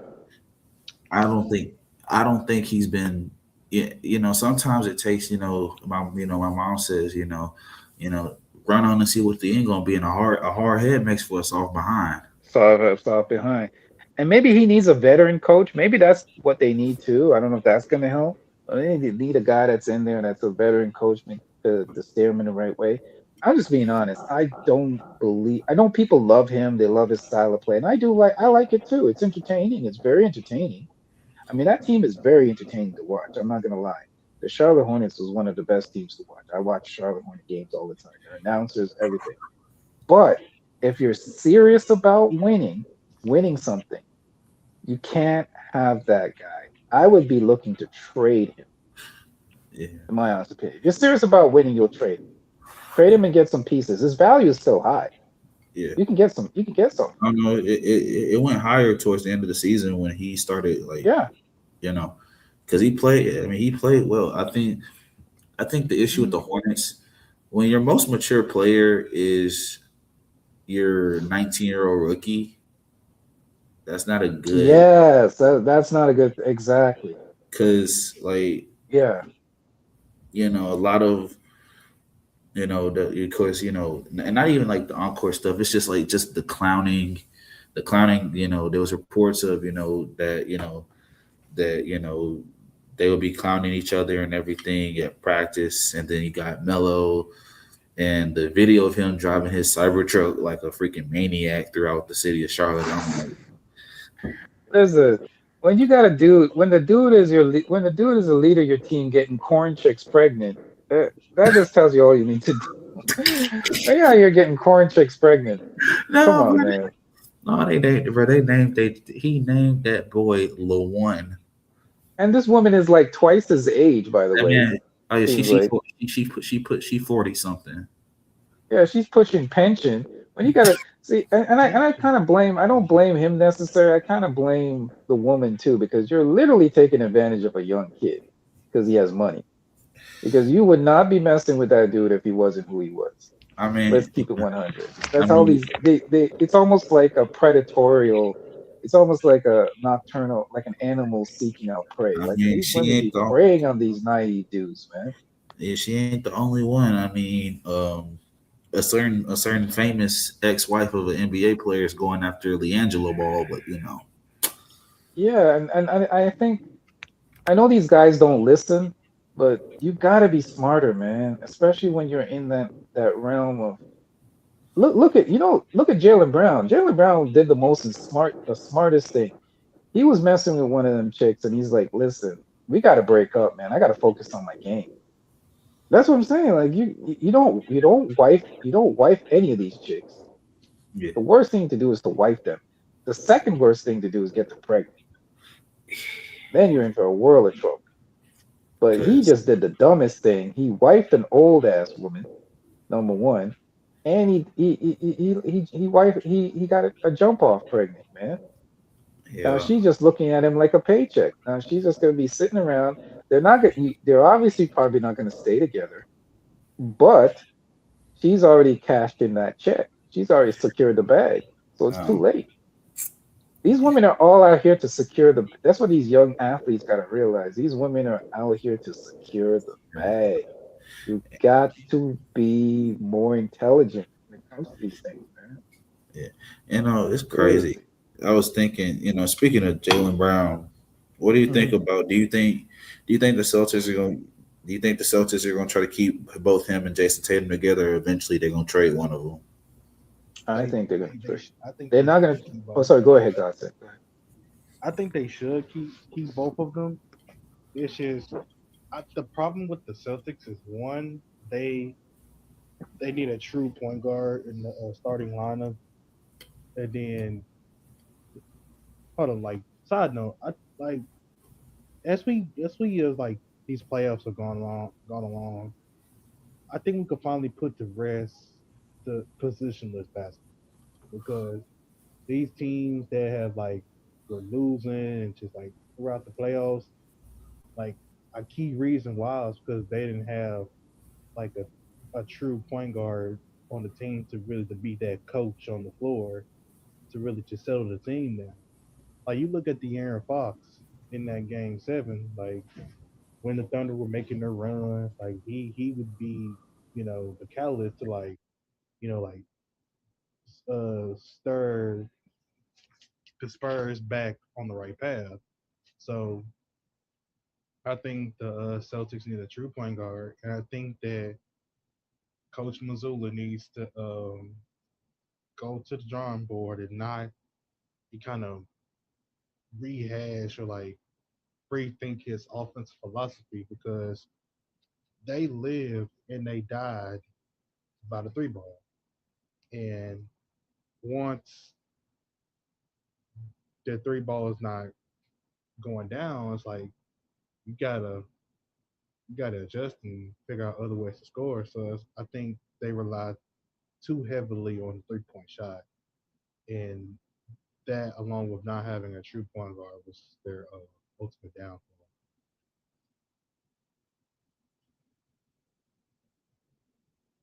No, that's right. That's right. I agree. I don't necessarily look at it as you gotta have not necessarily like you need just a point guard. You need you just need a guy that can also handle the point guard duty, but also be like a hybrid guard. I think even if you have like a hybrid guard, it's good enough. You don't necessarily need like a true point guard anymore. I think you need a hybrid. A hybrid will work, right? Who has good basketball IQ and can get guys in their positions, right?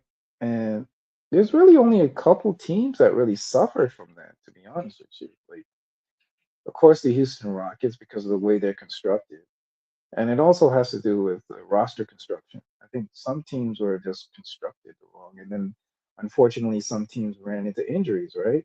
Like Lakers ran into injuries. Uh, um, uh, the Bucks ran into injuries, and that's why I say it comes down to a lot of it comes down to luck sometimes when it comes to making the playoffs and going far in the playoffs. You teams got to be relatively healthy, and I think that's the good thing about this year's finals is like both teams are relatively healthy. I know Fox has suffered a little bit and Harper has suffered a little bit, but I think both teams are relatively healthy. So it's not like we're getting a finals where there's like one key player that's out. So a lot of it comes down to that. You Yeah, But we'll see. We'll see, man. I agree. Fred Van Fleet should be back next year. But to answer your question, Pete Rose, about Boston, I think he's not saying it, but I think he wants to get out of there. I think Jalen Brown wants to get out of there. They're not gonna get rid of Tatum because Tatum is their guy. That's their cash cow. That's their light skinned dude. They're not gonna get rid of him. Yeah, So he's gonna be there. If anybody is to go, it's gonna be Tatum. Sorry, not Tatum, I mean Brown. But Brown's he's at a high peak, man. You can get value for him. You can get a decent. I mean, look at Desmond Bain. Look what they got for Desmond Bain. If I'm trading, I'm saying, hey, this is what they got for Desmond Bain. You got to give me more than that to get Brown. I mean, you can. I think the Celtics have gone as far as they can go, in my honest opinion. So I would definitely be looking at Brown and saying, hey, what can we get for him? Or shopping around. If you don't see what you like out there, you can always keep them. You know what I mean? yeah, I don't yeah. know. No, you're right. Um, I think it's weird, and that brings. I don't know. I've been thinking about this. Mhm. Just bringing up like a broader question. Like we're what with all the stuff going on, like trades and stuff. Like we're halfway through like this decade in terms of like this NBA decade, and Mhm. like we're about to crown the sixth different champion in 6 years. Or really, Right, right. I mean Yeah, more. I yeah. mean more than that. I mean technically it's like what the Right. eighth because of Golden State. If you count Golden State, Hmm. Golden State and the Raptors. The last couple years of that decade and the Lakers. But like Hmm. so you usually have like a team, but like this decade there hasn't been like a team that's like just dominated this decade that you can say, okay, that's the team or that's the Right. player. Like for But guess years, what? That's what Adam Silver wanted, though. That's what people don't understand. That's what Adam Silver said he wanted. He wanted parity. He wanted to be like the NFL. Listen, if Adam Silver came out and said he wants there to be parity like the NFL.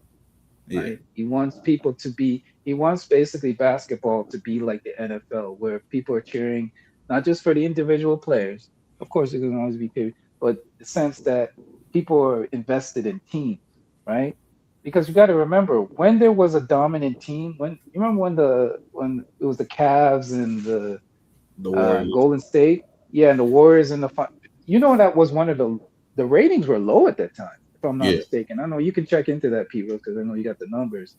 But if I'm not mistaken, weren't the ratings like one of the worst around that time? yeah. I think especially the last one, the last Cavs Warriors, the 2018 one, was the lowest rated.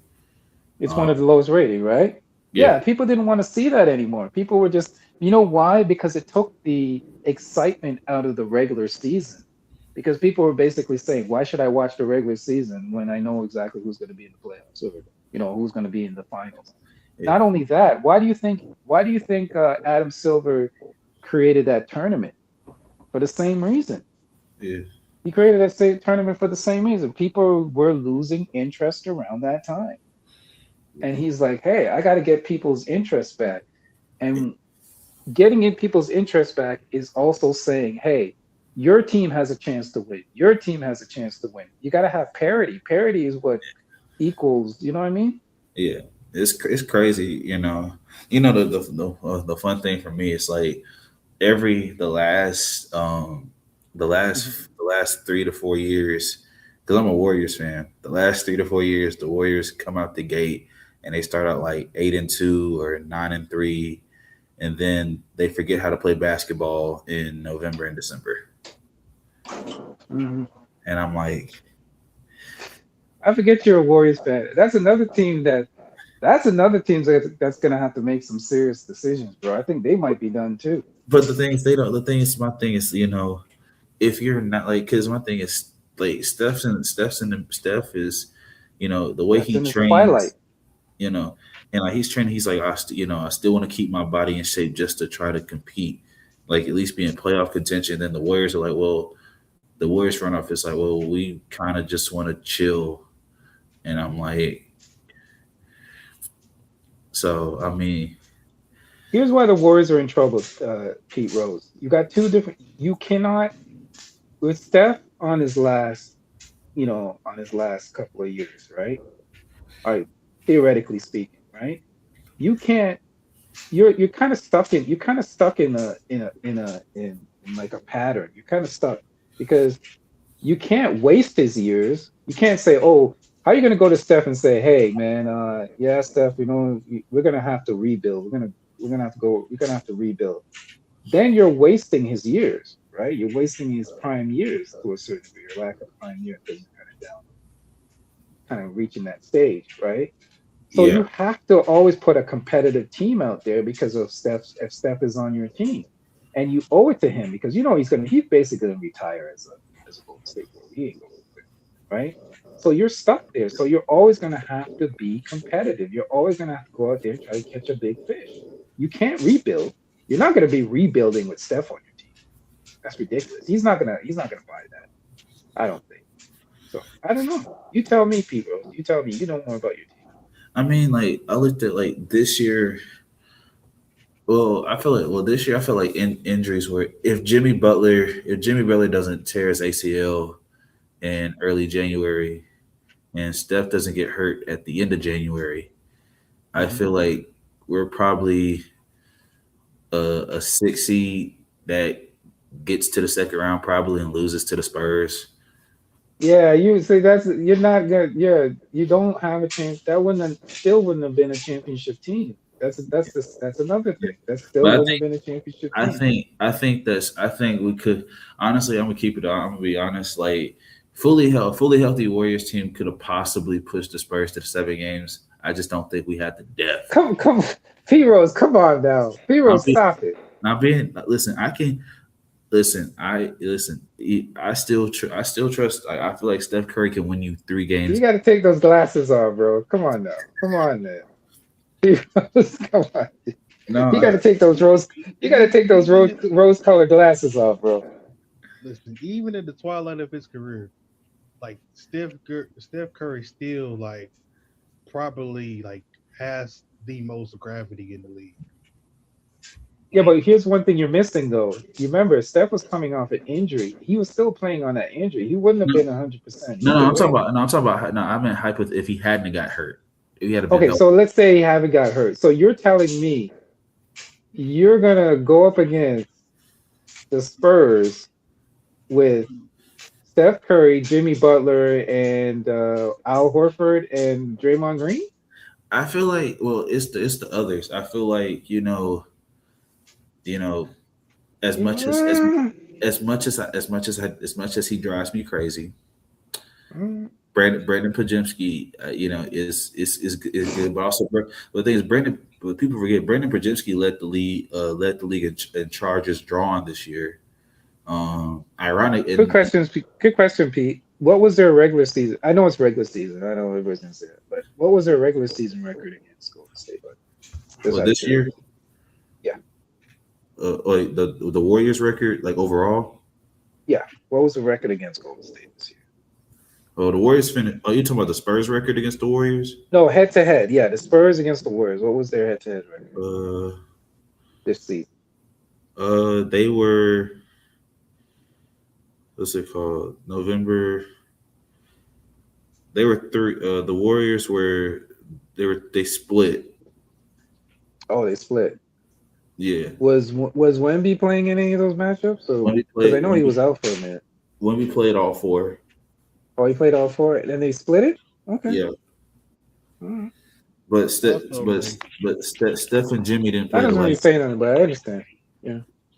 But Steph and Jimmy didn't play the last two Oh, okay. because they were hurt.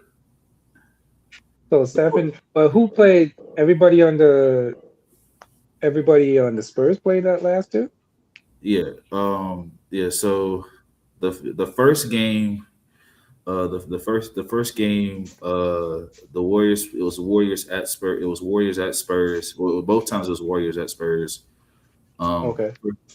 the first game, Steph had 46 points.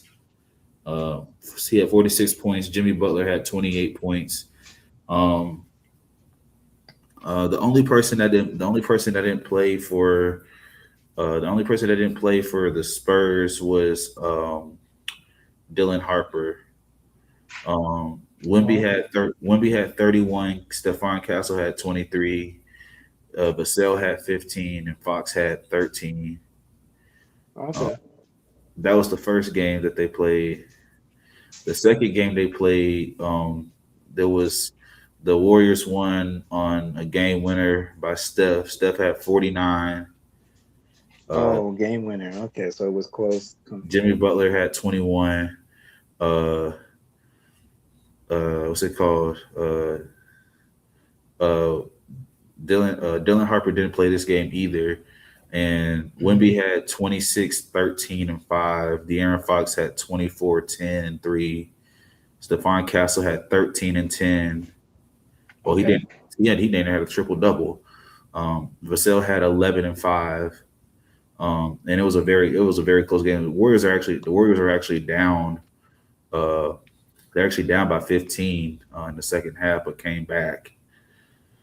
Um, it was a really good game.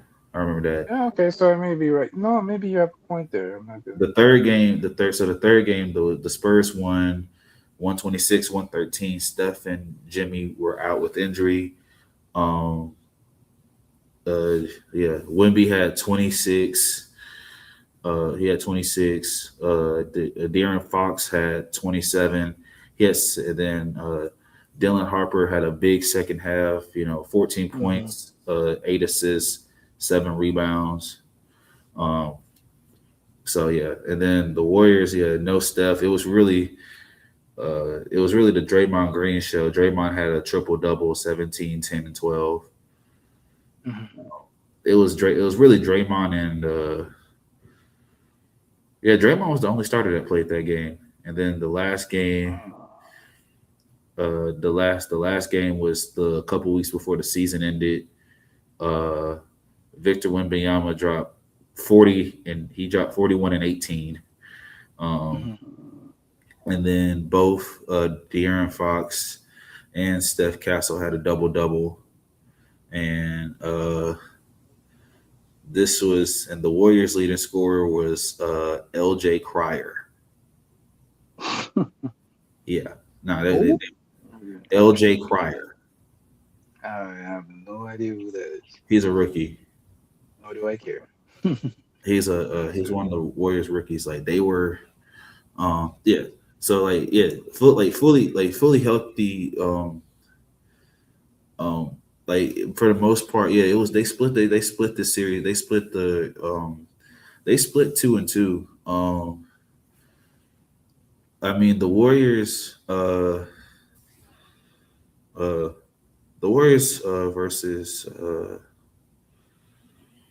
at one point like like they were, I think, before Jimmy got hurt, they were the 6th seed. Mm-hmm. So you know, I and they were and they, the thing is they was getting healthy because this is like the most injury riddled year because they signed Al Horford, but Al Horford and DeAnthony Melton got hurt in Mm-hmm. November, and they missed most of November, December, and then Right. Jimmy tore his ACL like I think like right before Martin Luther King Day, and then Steph hurt his knee on my birthday. That hurt. That sucked to watch. And that's the problem too, because Jimmy's not a spring chicken, man. He's gonna be coming off an injury. And at that stage in your career, He's gonna be late 36 stages, next those year. kind of careers. So he'd be what? 36? 35, 36 next year. Yeah. So you got an aging team with Steph. Actually, no, he'll be. You're kind of stuck in the middle. Is Steve Kerr coming back? Because I hear that he's not. He's No, thinking about it. yeah, they signed him to a 2-year extension. Interesting. I'm actually surprised. I thought he would. I I don't know because I'm like That is interesting. we got a lottery pick this year, and I'm like they're like that because we're 11th pick, and I'm like need somebody. And the crazy thing is the Warriors have drafted pretty good the last couple of years. The only draft that I still is the 2020 draft, which still befuddles me to this day. James Wiseman. Oh, that was a bust. Boy, he was a bust. Is he even in the league anymore? He's a rapper I now. think he's a Pretty what? good, I would say. He's a rapper. He's a rapper? Get out of here. Seriously? I'm dead serious. He's a rapper. Oh my god. He sounds but pretty like good. So, I'm like, but like since 2019, shoot, drafted Jordan Poole, and Draymond punched his way out of Golden State. Jordan Poole has never been the same after that, by the way. I think he lost brain cells after that. Yeah, he's never been he never recovered from Yeah. not that I thought he was that great. Anyway, I don't think he was that good anyways. I think He never recovered from I think he was good. I think it was just him being mentored by Steph and Clay. I ain't gonna lie, they had a play. I ain't gonna lie, when they was in 2021, like that, they had a play where they basically ran the ring around the Rosie screen. That pin, it was the ring. It was a pin down, but they basically they ran and they hooked each other's arms and swung off, and it was a reverse pin down and everything. And it was literally confusing the defenses, and defenses never figured it out for real. And then basically they had the lineup of Steph, Jordan Poole, Clay, Draymond, and Kuminga on the floor, or Looney, like they was dang near unbeatable. Because and I'm like, I missed that. They were saying that Jordan Poole deserved that punch. I was hearing stories that they say that he deserved it. Listen, he was talking. I'm gonna be honest. He was talking He was reckless, very disrespectful. Yeah, he was talking reckless. and and my thing is, my only issue is that like the Warriors have really never, when Draymond's had instances like this, the Warriors have really never disciplined Draymond, and they didn't discipline Draymond at all. But did you hear what Shaq said though? Shaq said stuff like that happens all the time behind the scenes. In practices and stuff. Somebody had a vendetta because stuff like that usually here's what people are not thinking about. How did it get out? There was no Like, how did it get leaked? Honestly, Somebody did that deliberately I to don't know. send a message. I'm like, shoot to eat, shoot. It Some, should never have came out. yeah, nah, it's that. And then the other issue is I'm just worried about this pick. Mhm. And I'm like, because I'm like, Steve Kerr with young talent. I'm like, Yeah, he's not good with young. He's not good with young the talent. only That thing is true. I'm sad That because is true. like, Moses Moody's out for the next year and a half. Oh, he's done. Yeah, that was a bad injury, man. I That saw means that. his kneecap caved in. I'm like, ugh. Yeah, yeah. Like But he, yeah, yeah, the Warriors are in trouble, man, because you got Steve Kerr's old ass coming back, and he's a veteran coach. He likes his vets. He doesn't really mess with young dudes. oh no. And There's one young player that he loves, regardless of how inconsistent he is, and that's freaking Brandon Pajemski. oh yeah, pods, yeah, yeah, It's a love, like I promise you, it's a love hate relationship with them. It's literally because he has main character syndrome. yeah. He does, he does, he I does. was like, But I was crashing out, bro. I don't know, man. You know what I think though? This is just me speculating. It's just me putting my 2 cents in. He may be coming back because they're set to make a big splash. You know what I mean? Like if he was coming back and say if they were coming back on a rebuild, but basically he's like, oh, the team's just gonna be on a rebuild, and we're just gonna go through the regular season. There's no pressure to win anything, blah blah blah. I doubt he would waste his time coming back with that. But if they gave him an okay or gave him a wink wink saying, hey, we're gonna go after a big fish, we're gonna bring in some talent, blah blah blah, that may have swayed him. So I don't know. I think you guys may be lying to pick up maybe Giannis. Never know. You know, they've been saying that for the last 2 years, and it hasn't happened. I didn't gave up He on would that. be good in Golden State. I think it would work for him. Oh no, I love it. I listen. I probably you wouldn't hear the end of it from me. I think Steph and Giannis. Oh man, yeah. part of me wants to see because there's been a rumor mill like that Clay's gonna ask for a buyout within the next couple months. And come back. Yeah, I just like if we like listen, even if we don't like compete, it'll be good to see like a Man, just a Clay's not the same. Well, it'd be good for him to retire as a Golden State Warrior. yeah. That probably be one of the reasons. Because I'm like, shoot, Draymond got one more year left on his contract, and Now here's the thing. I know LeBron's not there. LeBron's in. I don't know what LeBron's gonna do. I always thought that Draymond would be good on the Lakers. shoot, as much as I man, never mind. Okay, let me stop. Let me What? stop. No. What do you think? No. Speak your mind. Then tell me what you think. I mean, I could be wrong. I'm just Every saying. time, every time somebody mentions Draymond on the Lakers, bro, I remember that. I keep thinking of that one post that Draymond had on freaking Instagram talking about, talking about drinking LeBron's brand of Hennessy. Hmm. Like, Him and yeah, LeBron are good friends. He's like him nah, and yeah, LeBron always be going window shopping. You know. yeah, no, they do. No, okay. I don't. I don't know if you got like social media like that, but a year and a half ago, um, Draymond was on his Instagram and he had a picture of um he had a picture of LeBron's Hennessy and Hmm. John. What did he say, John? I forgot. Was it like he got what? Yeah, I got the king inside me.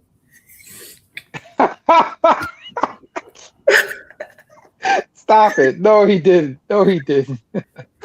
Hold Yeah, on, I'm gonna look it up right No, now. he didn't. nah, No, he didn't. You're lying. oh no, No, he didn't. I'm not lying. I can't. Oh my gosh, you're killing me, bro. Oh my I, god. I I can't. He said that? Why would you say that? Here go. It was a story post. He's saying, Oh, "Ending my day with the king inside me." I no, like, oh, that's the ultimate pause, man. That pause button's broken. like Oh my, yo, Draymond, you going too far, man. That's some Diddy level, man. That's a Diddy level. Hey, ain't no fun like a Diddy boy. Yeah, that's going up to the Diddy style level. That's too far, man. He went too far with that. Holy Yeah, it shit! says ended my day with the king inside me. I wouldn't even post that. Why would you like what? What? Why? What would make you want to post that though? No, Like, didn't he read it it before he posted? now it's No. king in all caps for me. He said, And "Oh, he put it in all caps. No, you can't tell me nobody went read it over and said, "Hey, Draymond, I don't think, man, Draymond, I don't think it's a good idea for you to post this. At least change up the wording a bit. You know, change the wording a bit, man. Yeah, man." you want to you want to have this is why you need a social media consultant. I know a lot of these guys have social media guys that handle their they have people that handle their social media. Believe it or not, a lot of these players have people that handle their social media. So it's not sometimes not even them, man. They have like relatives or whatever. Somebody this is when you put it in somebody else's hand and they be like, nah, Jeremiah, I don't think it's a good idea for you to post this, man. You know, you want to change the word. Yeah, no, for real, You sound no. like you're sounding like a glazer right now. Because they always talk about him blazing LeBron. No, I mean, it's not. I mean, it's not as crazy. Wow. Wow. Is he signed to Clutch? Is he on Clutch? Yes, he signed the clutch. Yeah, that's probably what it I mean, no, but I mean, outside of sports, I mean, really, I mean, the only thing that's been keep getting going crazy is like these. I don't know. I feel like the media. is. Hmm. I don't know. I feel like the media has gotten low. It's gotten really out of pocket these last couple months. I told you, Pete Rose, it goes back to what I said earlier. The problem is everybody, the good thing is everybody has a mic, and the bad thing is everybody has it. Uh, So um, you got everybody putting out information out there. And you know what the scary thing is, Pete Rose? If you notice yeah, nowadays, Pete Rose and Godsent, you don't, there's no real consequence for people putting out false information nowadays. I think that is one of the biggest problems with media. People put out fake stories all the time and there's no consequences really for it. You know what I'm saying? So there's a lot of fake stuff out there, a lot of fake AI stuff, and you literally got to decipher and cut through the BS to find out. I'm sure you go across. I'm sure Godsent and Pete Rose. I'm sure you guys come across this. Have you ever? Don't you question everything you read or see nowadays? I do. yeah. I do. I'm like, nah, that can't be real. I gotta double check on that. There's No, nothing I see now, even if it looks real. I'm like, man, I believe that. oh I'm no, not like, I don't know, man. I gotta double check this. no. You gotta tell. I mean, shoot, like even like the big people, like, the big media sites, they fall for it. Because I remember when Yeah. ESPN fell for a freaking fake media thing, and then they reported on it, Mhm. and then they got caught, and then they tried to act like nothing happened, and then but like also like Yeah, you don't have to be act. That's the thing, Pete Rose. You don't have. Well, journalism to a certain degree is dying. Like newspapers are dying. Journalism to a certain degree is dying because anybody can go out there and get information. It's like you don't. Why do we need Stephen A. Smith to tell us anything? We can literally go and search that information up ourselves. You see what I'm saying? I mean, shoot, Stephen A. Smith's not even a journalist. Like, I mean, Yeah, he's but we don't need guys like that telling us anything. yeah, Like, we can go and get the information ourselves, even sometimes from straight from the source. yeah. You know, I'm being honest, like, but people don't want to research. First of all, also they like people like drama and like of Oh course with yeah. the Stephen A. Smith beefs, with Jalen Brown and some whatever he Yeah, has with it's not Stack. even about journalism anymore. It's just about getting clicks and stirring up controversy. And Because I'm they always say that the truth will travel the world once before. No, sorry, a lie will travel the world once before the truth even steps out the door. yeah, it's not even lies. And then you got the one thing that made me mad is like folks, these people that have never played the game talking reckless to professional athletes. Like I don't know if you heard Facts, there facts. was this Are you dude. talking? Are you talking about what's his name? Uh, uh, what's his name? That's what underdog. What's his name? Gilbert. You talking about that? Yeah, not Gilbert. But no, it was you remember what's it called? You remember Charlie Villanueva, right? Yeah, yeah. He was a Raptor. Yeah. Yeah, Charlie Villanueva, Darren Williams, Mhm. and He what's has that disease.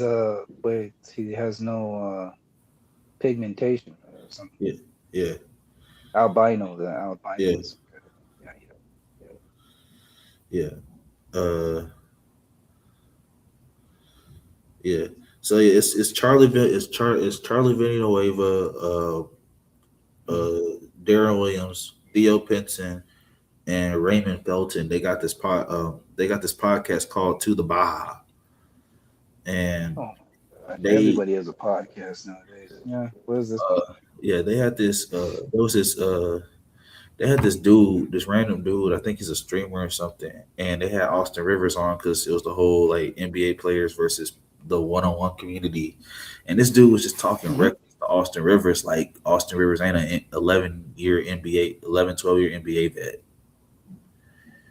and like it's been a constant of like a lot of these. Who was talking reckless to? Say that again. So who was talking reckless to Austin Reeves? It's Austin Rivers. Uh, Oh, Austin Rivers. Oh, okay. yeah. It's basically so Austin. There's this dude. What's his name? Um, So was he talking like he can beat Austin Rivers or something like that? not so like there's this dude. There was this dude named. There's this dude. He's in this one-on-one community. His name's Nas, and he's calling out Mhm. NBA players. And he called out Austin. He called out Austin Rivers. It's like, hey, yo, play me Oh one on gosh, one. he's an idiot. Austin Rivers would destroy him. Yeah, he play and he's like, play me one on one. So and Austin Rivers responded to this dude was like, nah, it's not worth it. So then Right. He goes on Charlie Villanueva's podcast, and they're and Charlie and Theo and Raymond, they got this dude. I guess he's a streamer. I don't know his name. Um, Hmm. but this dude started pressing Austin, and I'm like, and he started basically breaking up the fact it's like, hey yo, you ain't all that. You got your dad basically the reason why you got an extension in the league. Your dad's the Are reason you you serious? yeah. These guys are so disrespectful. Do you know how good an NBA player is? Like people don't get. Do you remember what Scalabrini? I'm sure you remember the story. Remember what Scalabrini did to that dude that Yeah. called him out? You No, think that people would learn from that? You not but think that cats would have learned from what Scalabrini did to that one cat? no, folks are hard. And the crazy And thing that is, was and that was Scalabrini. That was Scalabrini's not even a player on even anybody real level in the yeah, NBA. And look what he did. Look what he did to Honor, and he hadn't played in years. By the way, but then like it it's was not on like Calabrini's there active. But go ahead. yeah. No, but it was on like crazy stuff because he was going at him, and then basically, and then Austin Rivers, and then Draymond got involved. But that was a whole nother situation. It happened around the same time because Draymond was on an interview on Draymond was on his podcast, Mhm. the Draymond Green Show, and Draymond had said, he felt like Steve Kerr had hindered him in his offensive growth, coming out of college and everything. And that he felt like, despite the accolades and the championships, which he's appreciative for, he felt like he was hindered as an offensive player. And, you know, you know, you know, Drake, what's called Austin Rivers didn't agree, and they started going at it. And I'm just like, okay, what are we getting at?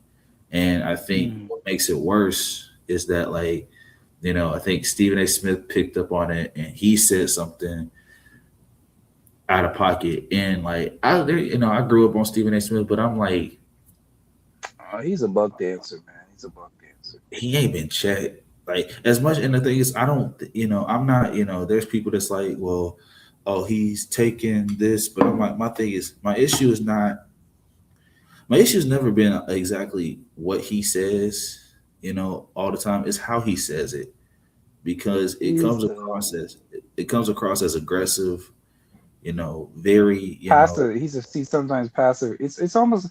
I never take anything he says seriously because it always whenever he talks, it sounds like he's putting on a show. yeah, no, but He doesn't it's sound. Yeah, it sounds like it's for the camera, man. So yeah, no, yeah, it's passive it's a aggressive and clash. everything. This whole thing of like, this brother is this brother is special, all world talent. And then like he telling Jalen Brown, he's like, yo, don't let me, don't press me. I'll tell people stuff that I know and only I know. And as a journalist, that is the most unprofessional thing you can ever say. And but even he's like I'm not a journalist, and I'm like, well, you used to be and everything, and you Yeah, grew up, that's completely unprofessional. And that you know what? I have to say that's beta male energy and that's female. That's female energy. and I'm That's like, that's very feminine of him to say you're gonna press a guy because he said something about you. You as a grown ass man, like almost in your 50s. Don't let me put this stuff out about you. That's what females do, bro. yeah, I'm and gonna I'm tell I'm gonna tell the whole world you got a small dick. You and like seriously, really? it's stupid. Like I'll keep it above. Like Very feminine, bro. Very feminine energy. like I'm not a journalist or nothing. But since I've been like where I'm at, in college and on my campus, I have a I have a pretty decent relationship with a good portion of the athletes that I've talked to, and not that we're like friends or nothing, just it's acquaintance type relationship. But like I see him in passing, it's like, hi, what's up? But I do like when I talk to him, I'm very respectful about about how I approach like conversations about what they do, because at the end of the day they do what they do, and they've been doing it probably since they've been able to walk or talk. And and with me and like the athletes, whether it's football, basketball, softball, volleyball, baseball, regardless of the sport, I want to make sure that I'm showing those athletes like the respect that they deserve because of the work they put in. And I feel like Mhm. a lot of people that are in this sports media feel because they have a platform, they feel because they have a voice that they can say whatever they want to. However, Mhm. the caveat is these athletes have a voice now and they have platforms. And it gets under my skin when I see pundits like Stephen A. Smith or Skip Bayless, they get in their feelings when somebody claps back, Mhm. regardless of if the thing is like visceral or if it's Stephen A. and Skip Bayless have been one of the single most things to destroy media, man. And you got to remember, people weren't pushing these weird narratives like 6-0 and Ron sexual and all that kind of stuff until Skip Bayless started pushing that kind of stuff. Skip Bayless is one of the single most person responsible for the way that we think about LeBron today. Period. yeah, He's you know he's literally the catalyst that started the whole thing. And if I was LeBron, man, dude, I would want to punch him in his face, man, because this man started a whole narrative about the 6-0, all this. Uh, what did he call? The only person that really pressed him was thing when Bosch was the only one that pressed him in real life, but didn't really press him enough that I would have really pressed him. on He Richard called Sherman. called him Bosch Spice, and Yeah, all he this got other bossed by. nonsense. And Richard Yeah. Sherman pressed him though. Oh, Richard Sherman pressed him. Richard Sherman, Oh Richard yeah, yeah, yeah, yeah, yeah, yeah. straight up But in you, bed. you're kind of stuck in the middle because it's a no-win situation. If you press him, you're looking like the bully, and there's not really you can't put hands on him because he's gonna call the police. Like you're in a no-win situation. There's nothing you could do. And I think LeBron probably did the best thing by just ignoring him because he was trying to get LeBron's attention. That's basically why he said all that stuff. Yeah, and it's like not. And well, I say this. Richard Sherman, like he basically was on TV, basically out talked him and everything, every point that he tried to make, and I'm like, but point it was like I don't know, and I'm gonna keep it a bug. It started because the Seahawks beat that man's Cowboys. But you know what, Pete Rose, you know one thing I never understood?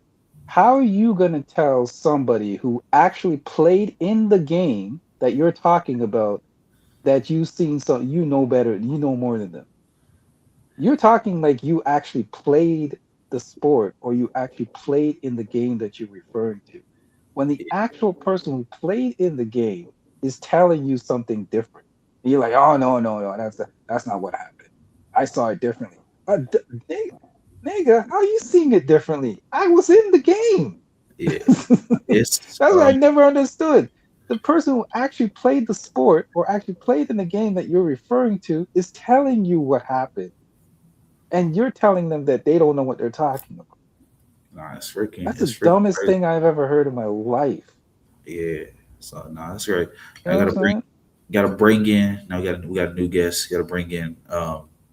He is known as my favorite nephew. Um, Okay. what's up? What's up, nephew? I was like, I hope you're on mute. I can't hear you unless you got that. Uh, I think his mic. Yeah, well, Pete Rose, I gotta. It's been nice chopping it up with you, Playboy. I gotta run.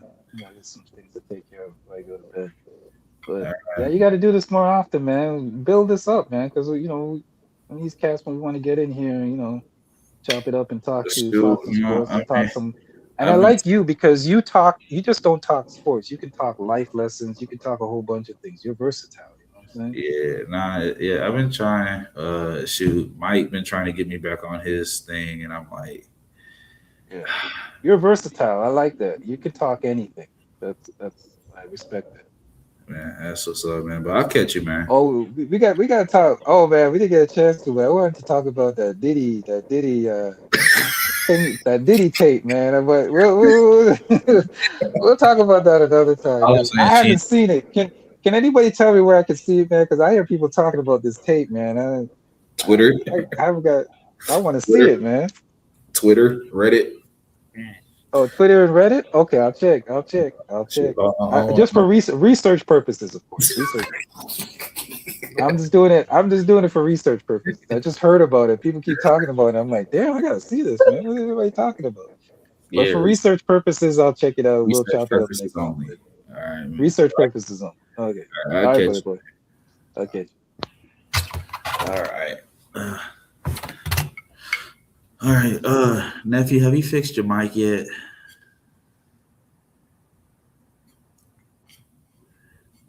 John, you still there? Yeah. You know, there's a certain person I really want to see if I can invite on, but I am not trying to get banned again. Yeah. Maybe like a few episodes down the line. Yeah, I went like 3-4 episodes down, man. But shoot, I need y'all's predictions. I got Knicks in 7 before we head out.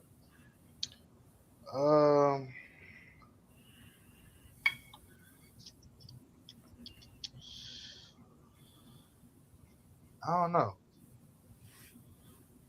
I don't know if I want to be bold with this one. Be bold. Be bold.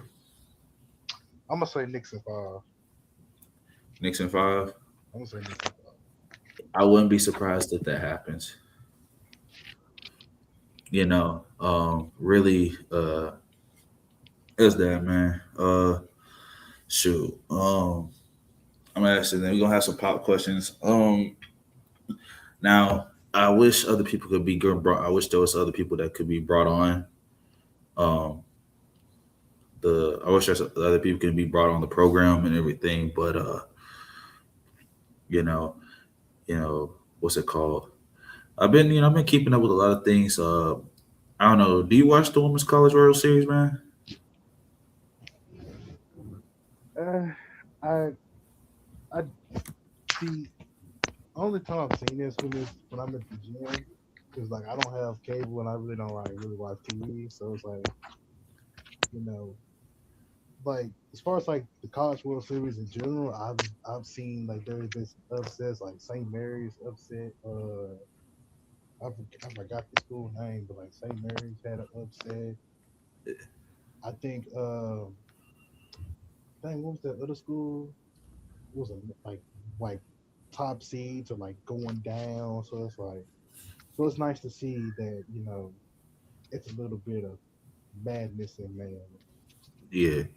No, it's been crazy. Well, College World Series been crazy. I talk, but Thursday, I think Thursday evening, it starts the finals of the Women's College World Series, softball, and I don't know if you've been keeping up, but like, um, I'm just keeping about these teams are crazy good. Like, I know our softball team here at AP is good. Like they're really great, and I'm gonna miss them a lot. Especially certain a couple other people, but um, you know, but like these teams, man, like Texas Tech and Texas in the finals. Um, you know, just watching them and everything. Really excited to see what they do. You got this girl. You got this. Yeah, you got this girl for Texas Tech pitcher. Her name is Nija Kennedy, and I think she's like the first softball player to be a $1 million NIL athlete, Dang. and she is um, she is all that and then some. Like phenomenal pitcher. I think she's a two-way player too, but like they are deep from top to bottom. White chocolate Jason Williams. Yeah. His daughter's on that team, and his daughter, I think Mia Williams, she called. So it's loaded. I can't even giving you a lot of the uh a lot of the things that is going on, um, that's happened and everything.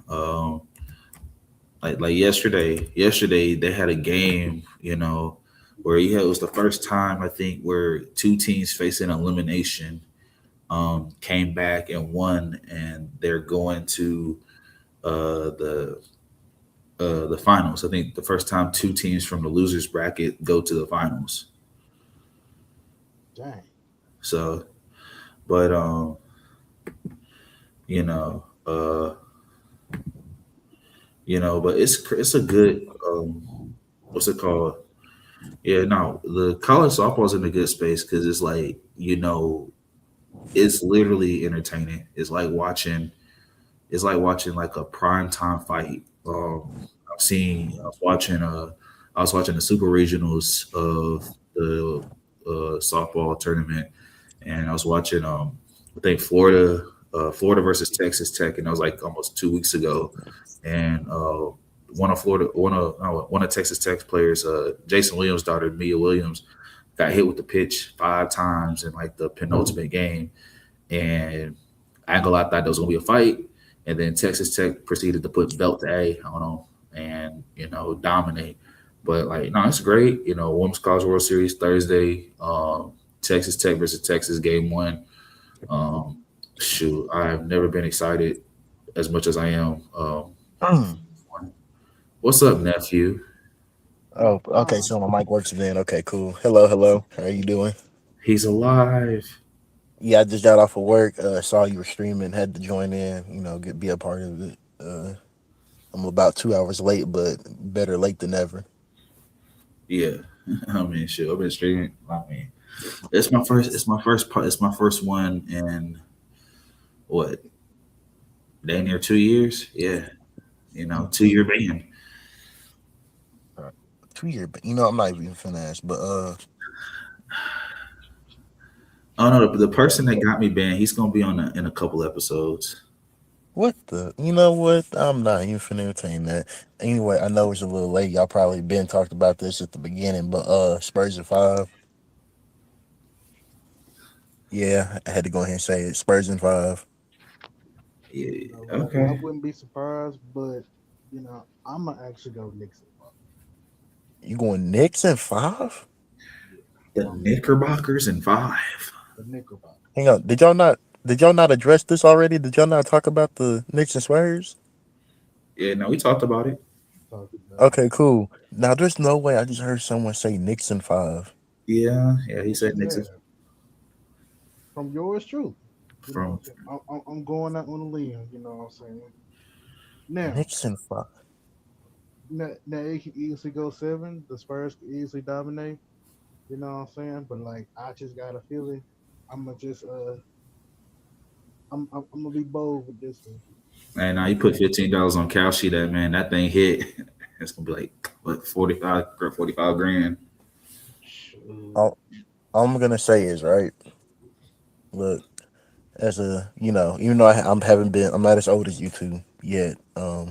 I am a big basketball fan, and after watching the two series, I have to say agree that yes, New York may win this. However, I'm thinking it's very unlikely for one main reason.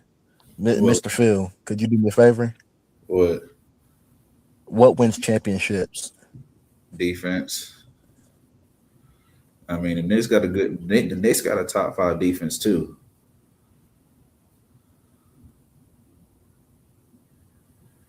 This man might go out. Hey, this man might went out.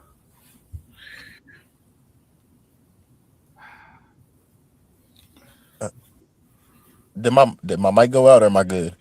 Oh, you good now? Your mic went out for a second, but you should be good now. Okay, I think it's because I was connecting to the my house Wi-Fi. I just pulled up, but The Wi-Fi. so yeah. But anyway, so you don't think the Spurs than the Knicks? It's not really about Nick. I think well, one, I don't feel like I think the Spurs won. They just came through a gauntlet of a series, and I think the Knicks have had 9 days off now. I think the Knicks are losing game one, but I do have. He has the Knicks in 5. I have the Knicks in 7. In 5, I wouldn't be surprised. This is, I don't think this series. I mean, shoot, that's it was 5 games the last time uh the Spurs played the Knicks in the finals, but I forgot the Knicks didn't have Patrick Ewing, Mm-mm. so I'm like the fact that they won one game is a miracle. I don't know how many I'm just people think saying, Patrick like, Ewing would have made from it my there. perspective, first and foremost, I think this is where Wimby is really gonna have. I think Wimby's gonna have a rough time this game. Yeah, Well, this series, he had it rough with that. With the Thunder. I can't stand them, but he did have a little rough time occasionally. But I feel like the Knicks are gonna be more physical in the non-fouling way or hacking way. yeah. Um, Because man, Wemby's main issue is he's dang, this man's mic is just going out. Like, got my headphones. I will be back temporarily. All right, now, shoot, um, you know, it's it's gonna be great. I mean, I'm really uh, excited just to see what's going on. You know, see if the Knicks do what they say they're gonna do. But it's it just depends on what it just depends on what goes on and everything. Um, Ironically, I'll just say this: I see the Spurs. I don't see. I don't. Like, if it's a 5 game series, I don't see it being like. I don't see it being many blowouts. I don't know about you. I would say like maybe the clincher would probably maybe be a blowout. But like as far as like the series as a whole, I expect it to be pretty tight. And the reason I say Knicks is because I think like the Knicks got more experience. You know, saying the Spurs are a young team and they were able to get past the Spurs, but it's like you know like they was like two like the ball bouncing like one way or like a couple ways away from like really losing the series. Yeah. So it's like I think the Spurs inexperience might it will either win in the series or lose in the series. Yeah. Um, you know, that's I agree. Um, I just want to get basketball. That's all I care about. Ethical hoops. That's really ethical. You know, none of the BS, none of the But that's that. Shoot, I know KK said you're gonna come back on, but my computer about to die, so I'm gonna have to end this stream real quick. But thanks for hopping on, man. Appreciate you. No problem. No problem. And you know, you know, it's been great. Like I said, predictions for NBA Finals. Say Knicks in seven.